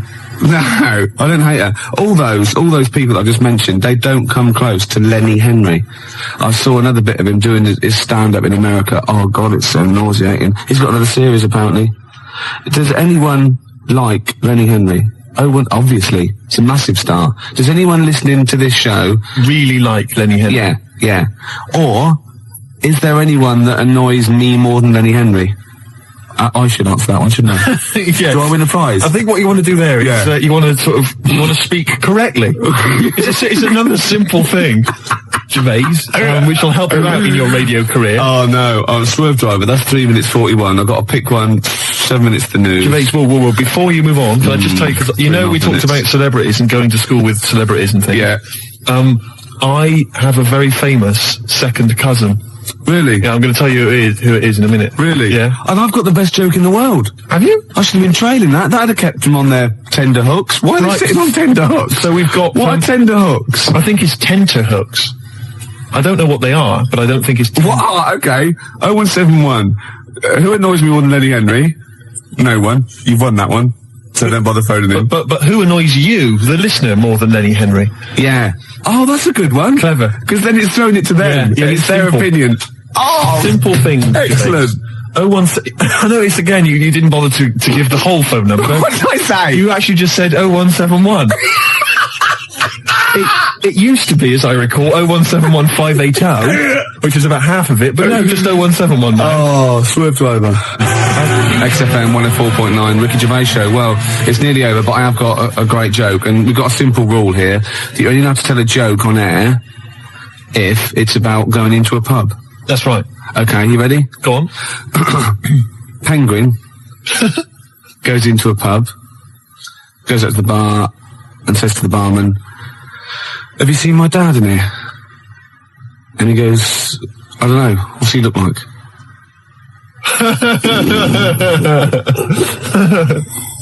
Yeah, no, it's not bad. It's all right. It's all right. I had a similar one about something going into a pub. I think it was a turd and a wig, but I can't remember what the punchline is. If anyone knows, 0171 580 2000. Something about a turd and a wig. Gervais, I've also obviously got my celebrity relation, which I'll tell you about in a minute. That's about it then? Yeah, we've enjoyed ourselves. Oh, dear. Bald character, once drummer for Genesis, is more annoying. Who's lost this for? Smoked fish. Oh, what? What's this, Emma? That is what tenterhooks are. Oh, what are they? Oh, tenterhooks are what? It's what smoked fish are hung from. Excellent. And bald character, that is, he's more annoying than Lenny Henry. Okay. Once drummer for Genesis, well, that's Phil Collins. You can't say that. Of course you can. I can say Phil Collins is more, it's a matter of opinion, isn't it? Yeah, but he said that on the phone. He said, please don't say that, it's a bit mean. Phil Collins is a deeply boring man. Anyone can say that. I won't say who it is who said it then. Okay. We've got out of it, haven't we? Joe Pasquale is less funny. Ooh, yeah, okay. Who's that? I mean, the point is that you can say that Phil Collins is a bold, boring man in the same way you can say Andy Peters is a raging... Gervais, Jilly thinks I'm adorable, apparently. Gervais, I don't think we've got time to really talk about this. Okay, what have we got to do next week? Oh, we can't say who your celebrity was, but I just thought we could phone in who you think it is. I mean, I've got a few ideas who your celebrity second cousin is. Your mum. Mr. Ed? No. Godzilla? No. The point is that this is a real celebrity, so, I mean, celebrity. So, I'm not making it up. It's not going to be as exciting as, whoa, it's Elvis or whatever. It's not that goofy, but it's still... they do share some of your genetic material. No, you wouldn't know it. Really? No, normal? You will, yeah. Symmetrical? Really? A good-looking person. Blood reaching the surface? A good-looking person. Really? Yeah. Fantastic. They probably denied your existence, or they're obviously going to deny that they're related to you then, aren't they? Well, I'd say I tried to get some of their money. No. What else do we do? I'll send me some hideous pictures. Yeah, I'll just give the address again. XFM 97 Charlotte Street, London, W1P. I've got to go to the pub. 4 o'clock again. Yeah. One computer's not working. Is it not? No, this all sounds funny. What's that one? Is that the one I listen to? Just press a few buttons. No, put it on there. Oh, desktop. I don't know. That's what these do. Is your mic working? Sorry, I got a bit of a cold. Oh, God, I had a big list of things to talk about as well. Did you? Yeah. Oh. No. Rocking from the Crypt. Oh, it's a good start. On a rope, which is appropriate because we've got a little Gravediggers track to play later, haven't we? Oh, yeah. Called Suicide. It's one of my favourite tracks, Gervais, by the Gravediggers, but it has got a bit of bad language. Well, that's okay, because you've played it to me a couple of times, and I reckon I've got it off pat. Really? I'm going to be bleeping it out live. You're going to do a live bleep out? I should say, we usually have a few beers and we get throughout the show and I get steadily drunk, which is unprofessional. This saved a bit of time, turned up pissed. You turned up drunk today? Yeah, so that's weird. I'll tell you what. Well, I'll be honest with you, Gervais. Normally, if someone gets drunk, their speech begins to slur. Yeah. They talk rubbish. Yeah. No difference. No, with you. That's the beauty of it. Yeah. That's the beauty of being me. Yeah, exactly. How drunk are you? I had a little bit of wine. Did you? Couple of glasses? It's a lovely... I might get a little bit melancholy. What about the little baby kangaroos have to crawl all at their mums?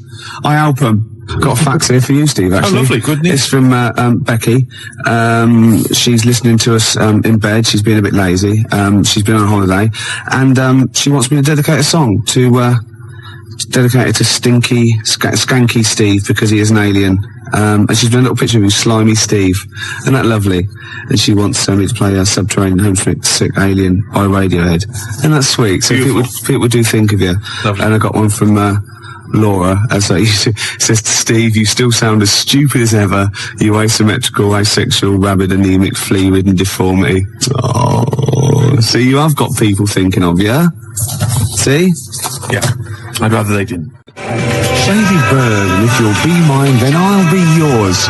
And Baby Bird was actually in this week with Claire. Lovely man. Oh, Baby Bird was it at XFM? He's very nice. Is he? He's got a beak and funny little claws. Oh, Rick. I know, it made me laugh. It was oh, my God, we're desperate. Used to be an we're egg. Desperate men, Rick, if you've got to resort to that kind of I called him Baby Bird, and he went, I've never been called that before. Which is bizarre. But there's a band called Baby Bird. He's called Stephen. Can you go to turn that down next door? All the time to a show. Music, Emma, it's not on.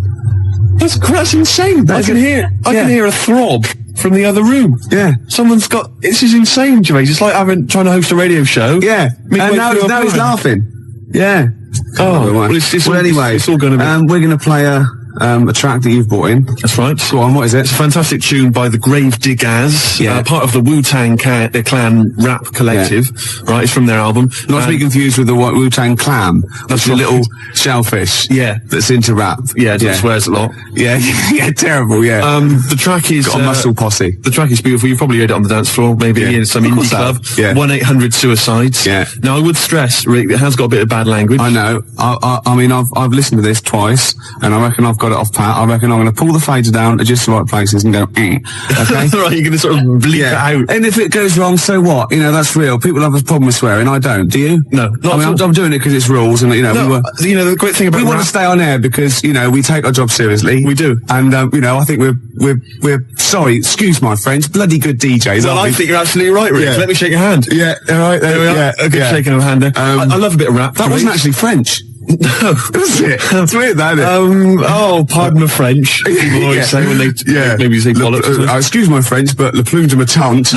Hey, come on, language. We'll be learning a little bit of a foreign language later. I've brought in Instant Yiddish by Fred Kogos. I've always wanted to learn Yiddish. Really? Yeah. Narishnek, foolishness. Some glick, some schlimmen, for better, for worse. So I'll teach you little useless phrases like that, out of the old Instant Yiddish book. But first, what was this? Gravediggers. It's Gravediggers. They're keeping it real, they're keeping it raw, so there is a bit of bad language. Yeah, well, mine's raw. You've been keeping it raw? Yeah, of course I have. Right, I'm gonna have a go at this then. Alright. Right. Don't get nervous. No, don't, shut up. Right, I've got to play this. Shut up then. Don't put me off. I've got to concentrate. Bleep it out live. I will, yeah, shut up. Alright, is it going? Oi. Okay.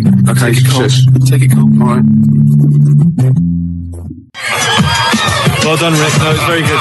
No worries.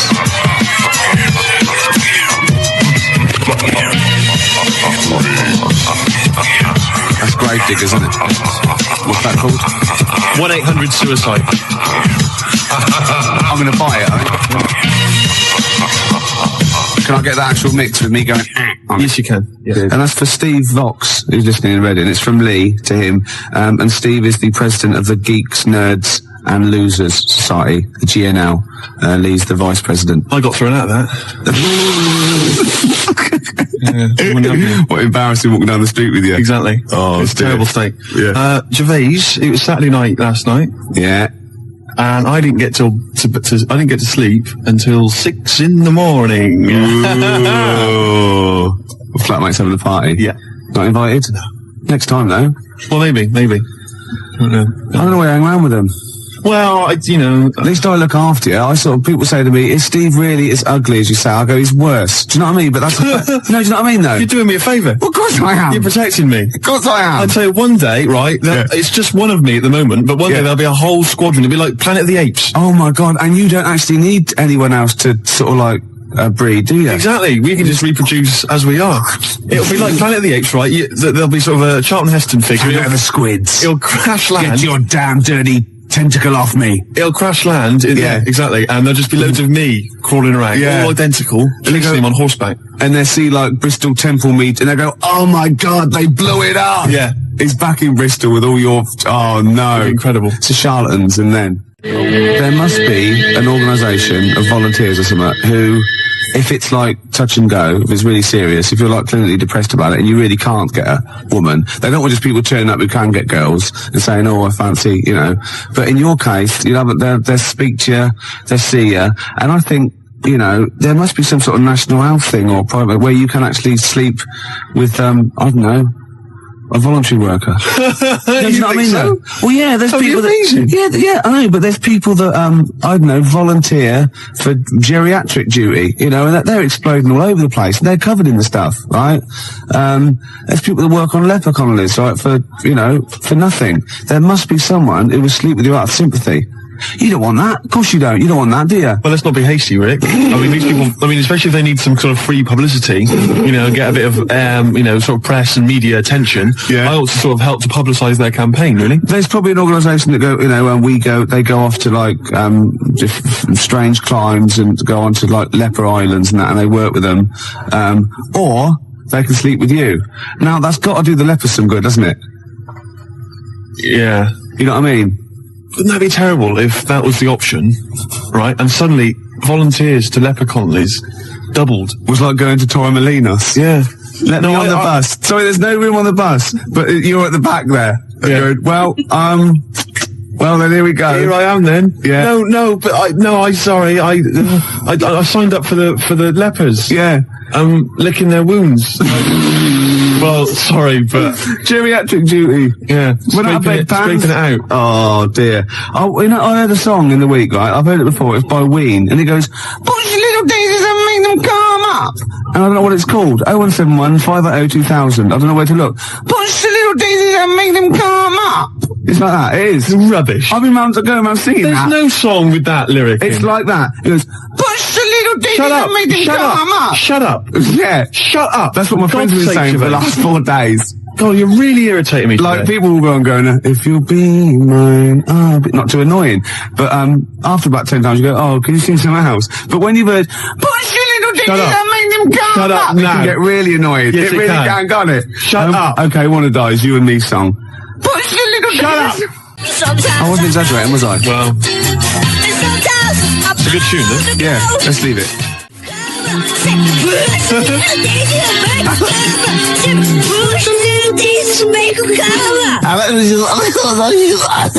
It's great. That's just going to gag. I love that one. It's great, actually. Maybe we should play it again. Well, maybe later on. I'm not that mad about it. I like that. She's not quite as irritating as me. No, generally. Who is? We were talking earlier about how hideous how you look, and you can't get a woman because you're quite nasty as well.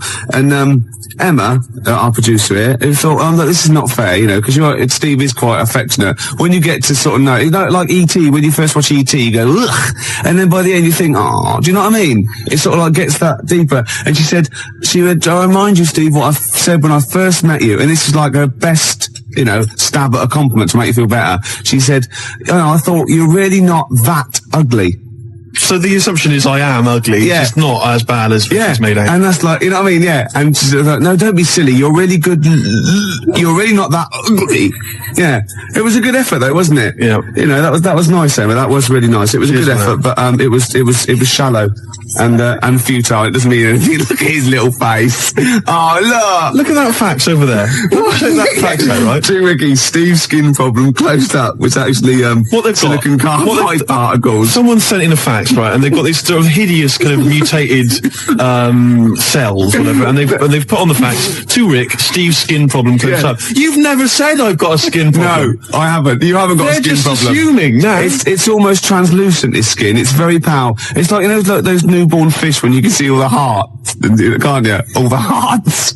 Well, in many fish, they've got one each. Lots of fish, lots of hearts. Gervais, shut up. You're irritating me now, and you're abusive, and you're just winding me up. Oh. No, I'm a little bit offended by it. I know. You should be. But what about this charity thing? There must be one. 0171 580 2000. Oh, that would be fantastic. That'd be great. And it'd be like £1 fix. You'd write on the little form. Yeah, yeah. And they could get friends and relatives to sponsor you. Would that be per stroke or per shag? I think it's for the whole thing, the whole event. Yeah. It'll be a big event. You know those guys, I think it was a hoax, but they were going to televise the first moment they lost their virginity. So they were going to broadcast it down the internet. Yeah. And they were going to have sex on the internet live, and everyone was going to applaud and watch and pay for it. Maybe I could organise that as well, make a bit of money out of it. Yeah, but think of the technology by then, though. Be incredible. They would just be able to think it, won't they, and like see you losing your virginity. And they all have big swollen heads. You might be good looking in like the year 2090. You never know, because it's all well, isn't it? In Bristol, you're a good looking fella, aren't you, in Bristol? I'm a good looking guy. Yeah. Oh, this is Bell and Sebastian, the boy with the Arab strap. This is for Jim Hobbs. Who said, who said, can we hear more about Jezuk? And I better tell people now, we've had a lot of factors about Jezuk. Jezuk is spelled Jezoc. I made it up. That's how it's spelled. Okay. All right, Gervais. You'll tell us a bit more about Jezuk, will you? Oh yeah, I've got a whole new storyline. Before you carry on, 0171 580 2000. I've got some sponsorship forms already printed up. So just send, give me a call. I can post one to you. I will sleep with Steve Or I will go on and work on a leprechaun Connolly, Billy, shut up, play a record. Scottish bloke with a beard with his legs falling off. Drunken sot. Gets quieter and quieter, doesn't it? A couple of phone calls. Rob phoned and said, slap Steve for saying 0181 instead of 0171. See, it's the singly most important thing. The number is 0171 580 2000. That's why you don't hear me mucking that up. Do you know what I mean? I apologise. Pump Ricky with more wine and challenge him to quack over the Out of Nowhere League. So what? I don't know. I've start that sentence again. What? That was a sentence? No, shut up. I had something to say then. You are drunk. Oh, yeah. I can smell it on your breath. Shut up! I can smell it on your breath, for God's sake. Don't wind me up, man. I've got this new storyline for Jezuk. I want help with it. What it is, right? I think it starts off with this villain, right? Jezuk brings him in, right? And he's murdered maybe a little kid or someone's husband. The woman's there and she's terrible. Well, you would be. Yeah. Right? Jezuk's in there and he goes, don't worry. He's gonna, by the time he gets out, Steve will have a girlfriend, right? She goes, right, it won't bring my boy back, will it? No, but you can have one of mine. I've got loads or something like that. Anyway, he goes to the court, right? And he's only tampered with the jury and he's a nasty piece of work. Oh, not the murderer. Yeah. He walks free and he sort of like winks at Jezuk on the way out. Do you think Jezuk's going to let it lie? Jezuk's not going to let that villain, what, has he got a piece of evidence? Well, no, he goes after him, shoots him anyway. Because, it's just redundant. It turns out the bloke didn't actually do it. But, as Jezuk says, better, kill innocent people than let one, guilty person go free. That's Jezuk's philosophy. Yeah. And shoot first, ask questions later. You don't want to be stitched up. He's got a reputation.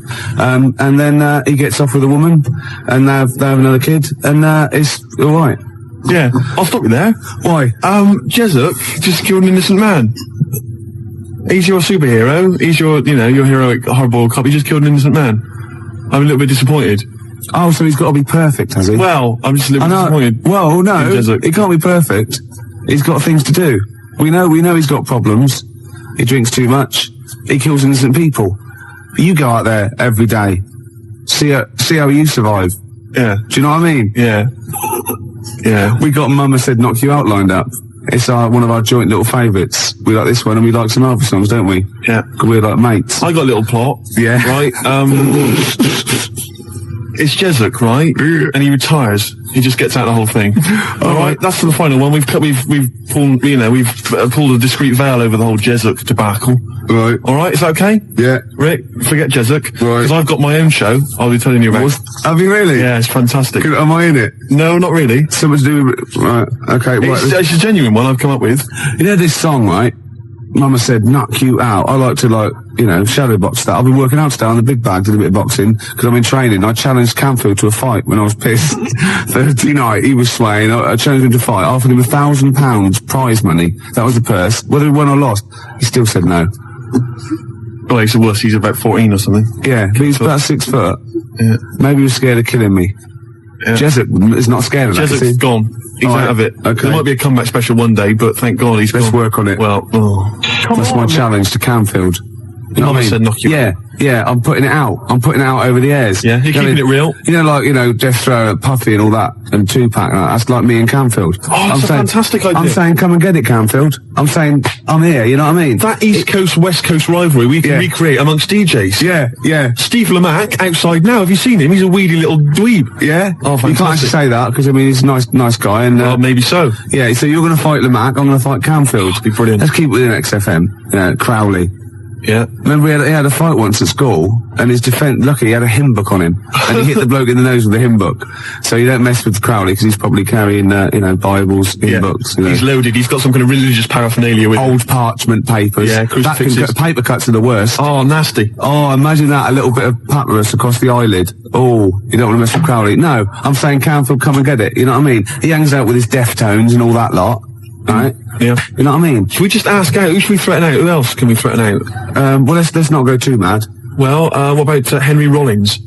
Wow, I've made a mistake. I don't I've made an error there. There are a lot of people I could have chosen. Jarvis, for instance. I've gone straight to... A lot of people come before Henry Rollins, don't they? I was a fool. Some British heavyweight boxers, for example. Yeah. You know, I'd rather fight than Henry Rollins. Before we carry on, because I'm going to tell you about my my TV idea in a minute, Rick, because this is an idea I've been working on, and it's serious. It's like, you know, Jesuk's got a certain strength, a certain quality, and I think you'll like this as well. But before we do that, I've been sent a picture. A picture's been faxed through. Oh, excellent. And it's a little challenge, as ever. Right. It's make Ricky laugh. If you laugh at the picture I've got here, Rick, then Martin in Crouch End, he wins. Well, I thought we could give him... I like it already, Martin in Crouch End. I thought maybe we could give him the Baby Bird album. Why? Why do you mean it's mine? You haven't got one, so you go on in, yeah. Well, I'll give that to him. But anyway, here's a picture. See what you think.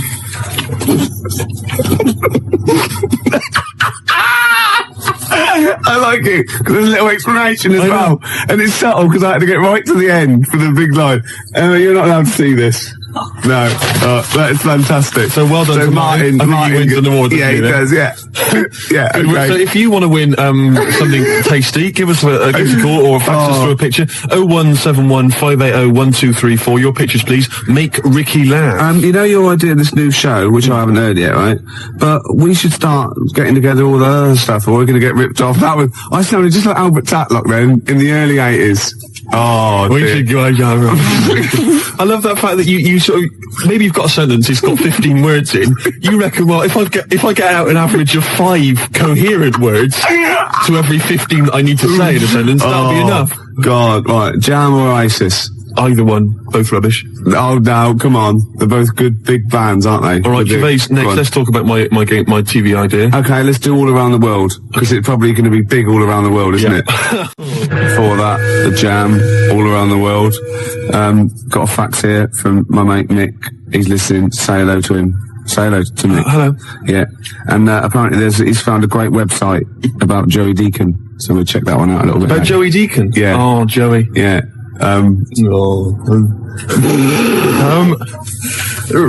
We've had loads of ideas, haven't we, in the past? Yeah. And actually, I was wondering whether we should put out the phone number 0171 580 2000. The reason being that you might perhaps want us to perhaps relate an old anecdote that you once heard on the show that you'd love to hear again. We could recreate the golden years. We could recreate some of the classic moments from the Ricky Gervais show. Yeah. And also, of course, we've had tens of thousands of ideas for products, for services, for TV shows especially, and board games, all kinds of stuff. I mean, we've come up with one recently, haven't we, that have catch on. Sleep with me or play with lepers. That's right. I mean, that is a good service, isn't it? It's an interesting show, that. I imagine that's at Channel 4. Yeah, definitely. Later, really. Yeah, and we've also, of course, most famously, perhaps, had the Penis Puppet Theatre. Penis Puppet Theatre. So easy to manufacture. I don't know why publishers aren't, knocking on my door. Yeah. A lot of other people are knocking on my door. Ricky Gervais Meat Rations. Oh. Should be fun recreating. Get in the queue, Mum. It's Ricky Gervais's Meat Rations. Yeah. All kinds of great games. To be perfectly unfranked. Who's Snork? Who's Snork? Yeah. Great games. And if you've not ever heard us describing these, well, you've missed out. Yeah. You learned your mistake. The tease penguin's probably my greatest invention. The tease penguin, can you tell us again? I forget. Well, it's just a penguin, right? You train, you put it in a lovely little French-made outfit, and it comes in, with, sort of breathes fishy breath on you, and slaps you around the face with its flipper. Yeah. Jesuk, obviously. But it doesn't let you go any further. No. That's what it's the tease penguin. Yeah, I see. Yeah. XFM Family Fortunes. Oh, I can see that on telly myself. Yeah, it's incredible. I don't know where you got the idea from. They just go into my head sometimes. Do they? Yeah. But anyway, here's my new idea, Gervais. It's a great show. It's an exciting show, right? Right, go on. It's the future. Oh, yeah. All right. Crime has got so bad in the future, that it's terrible, that there's not enough hours in the day, right, for all the cases to be tried in court. Right. Because there's just not enough time. It's a bit like, Judge Dredd sort of thing. Yeah. So what happens is, right, there's a night court. Okay, and it comes into session at 12 o'clock. Yeah. All right, and there's lots of lawyers and stuff, and they really deal with the dredge. I'm talking about the dredge, the crimes which you think are open and shut, Rick. Yeah. All right, the sort of stuff that Jesuk would just sort out, with a bullet. Yeah.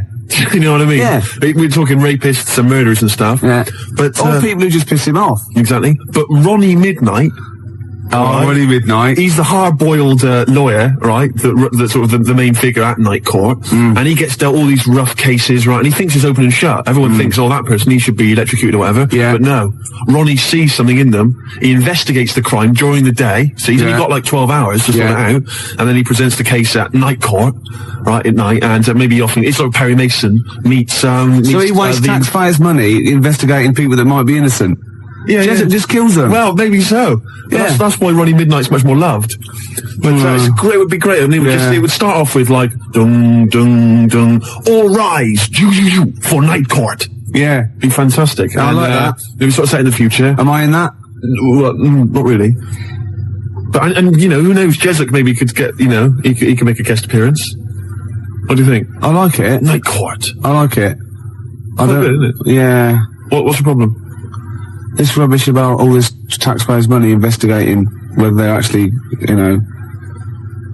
They're innocent. You're more of a Jessup kind of guy. Yeah. Just shoot first. Don't even ask questions. If his time's like, you know, of the essence, why ask questions? You've done, you know, what's the point? Yeah. He just like opening up old wounds, which is another favourite pastime of Jessup sometimes. And also a great idea. He loves opening up old wounds. A great idea for maybe a board game or a TV show. Old wounds. Fantastic. Oh, I'm going to work on this. Oh, and I've got Tip the Balance. I haven't even described that. Tip the Balance? After Embrace. Can you tell us? Emma goes out with a bloke in this. Yeah. What's Tip the long-haired type. What's the Tip the Balance? Well, Jessup wouldn't tolerate that. What's Tip the Balance? It's a board game for 4 rugby players or more. I'm looking forward to it. Yeah. Or the infirm. Or people who've just got no dignity left and we can get them on screen doing that. This is, my weakness is none of, ... Obviously ran out of... I was, reading News of the World on my way here, and, I didn't know this. You know, Tony Blair is the Prime Minister. Oh, yeah. Tony Blair. His father-in-law, which is Sherry's dad, is, that bloke, out after Death Us Do Part. What, I've got it? No, his son. Oh, blimey. Something about I don't know, I should get this right really, because it could be libelous, but it's something to do with some sort of doll cheat or something like that. What? Yeah, apparently. Cherry Blair's dad's a doll cheat? Yeah, something like that. Really? Or he's claiming some sort of benefit fraud, I don't know. But he was always the same when he was living with his dad, Alf. He was married to Eunice Stubbs, wasn't he? I mean, Sherry Blair's mum is Eunice Stubbs. I'll stop you there, Rick. I'll stop you there. It's so incestuous, isn't it? It's fiction. I've tried to explain this to you before, haven't I? The stuff on the TV, a lot of it is real. Some of it's fake. They're not really those people. Understand? EastEnders, for instance, that's not real. That's not real people. Yeah, well, obviously embarrassing, because obviously that is real, because I've seen them in real life. They were at Phoenix, a couple of them were playing football, so that is real. No, that was the actor. That was the actors. Phil Mitchell was there, and Ricky Butcher. That was the actors. We have been through this before. Because I went through this the same day that I explained to you that only in the cat world can you piss on an object. I got a new stereo that way. They just get out of the shop, but it was too late. I got a new stereo, and it doesn't. It sort of it shorts out because I actually weed in one of the back of the speakers. Did you? Yeah, but it's mine. I've got to get that.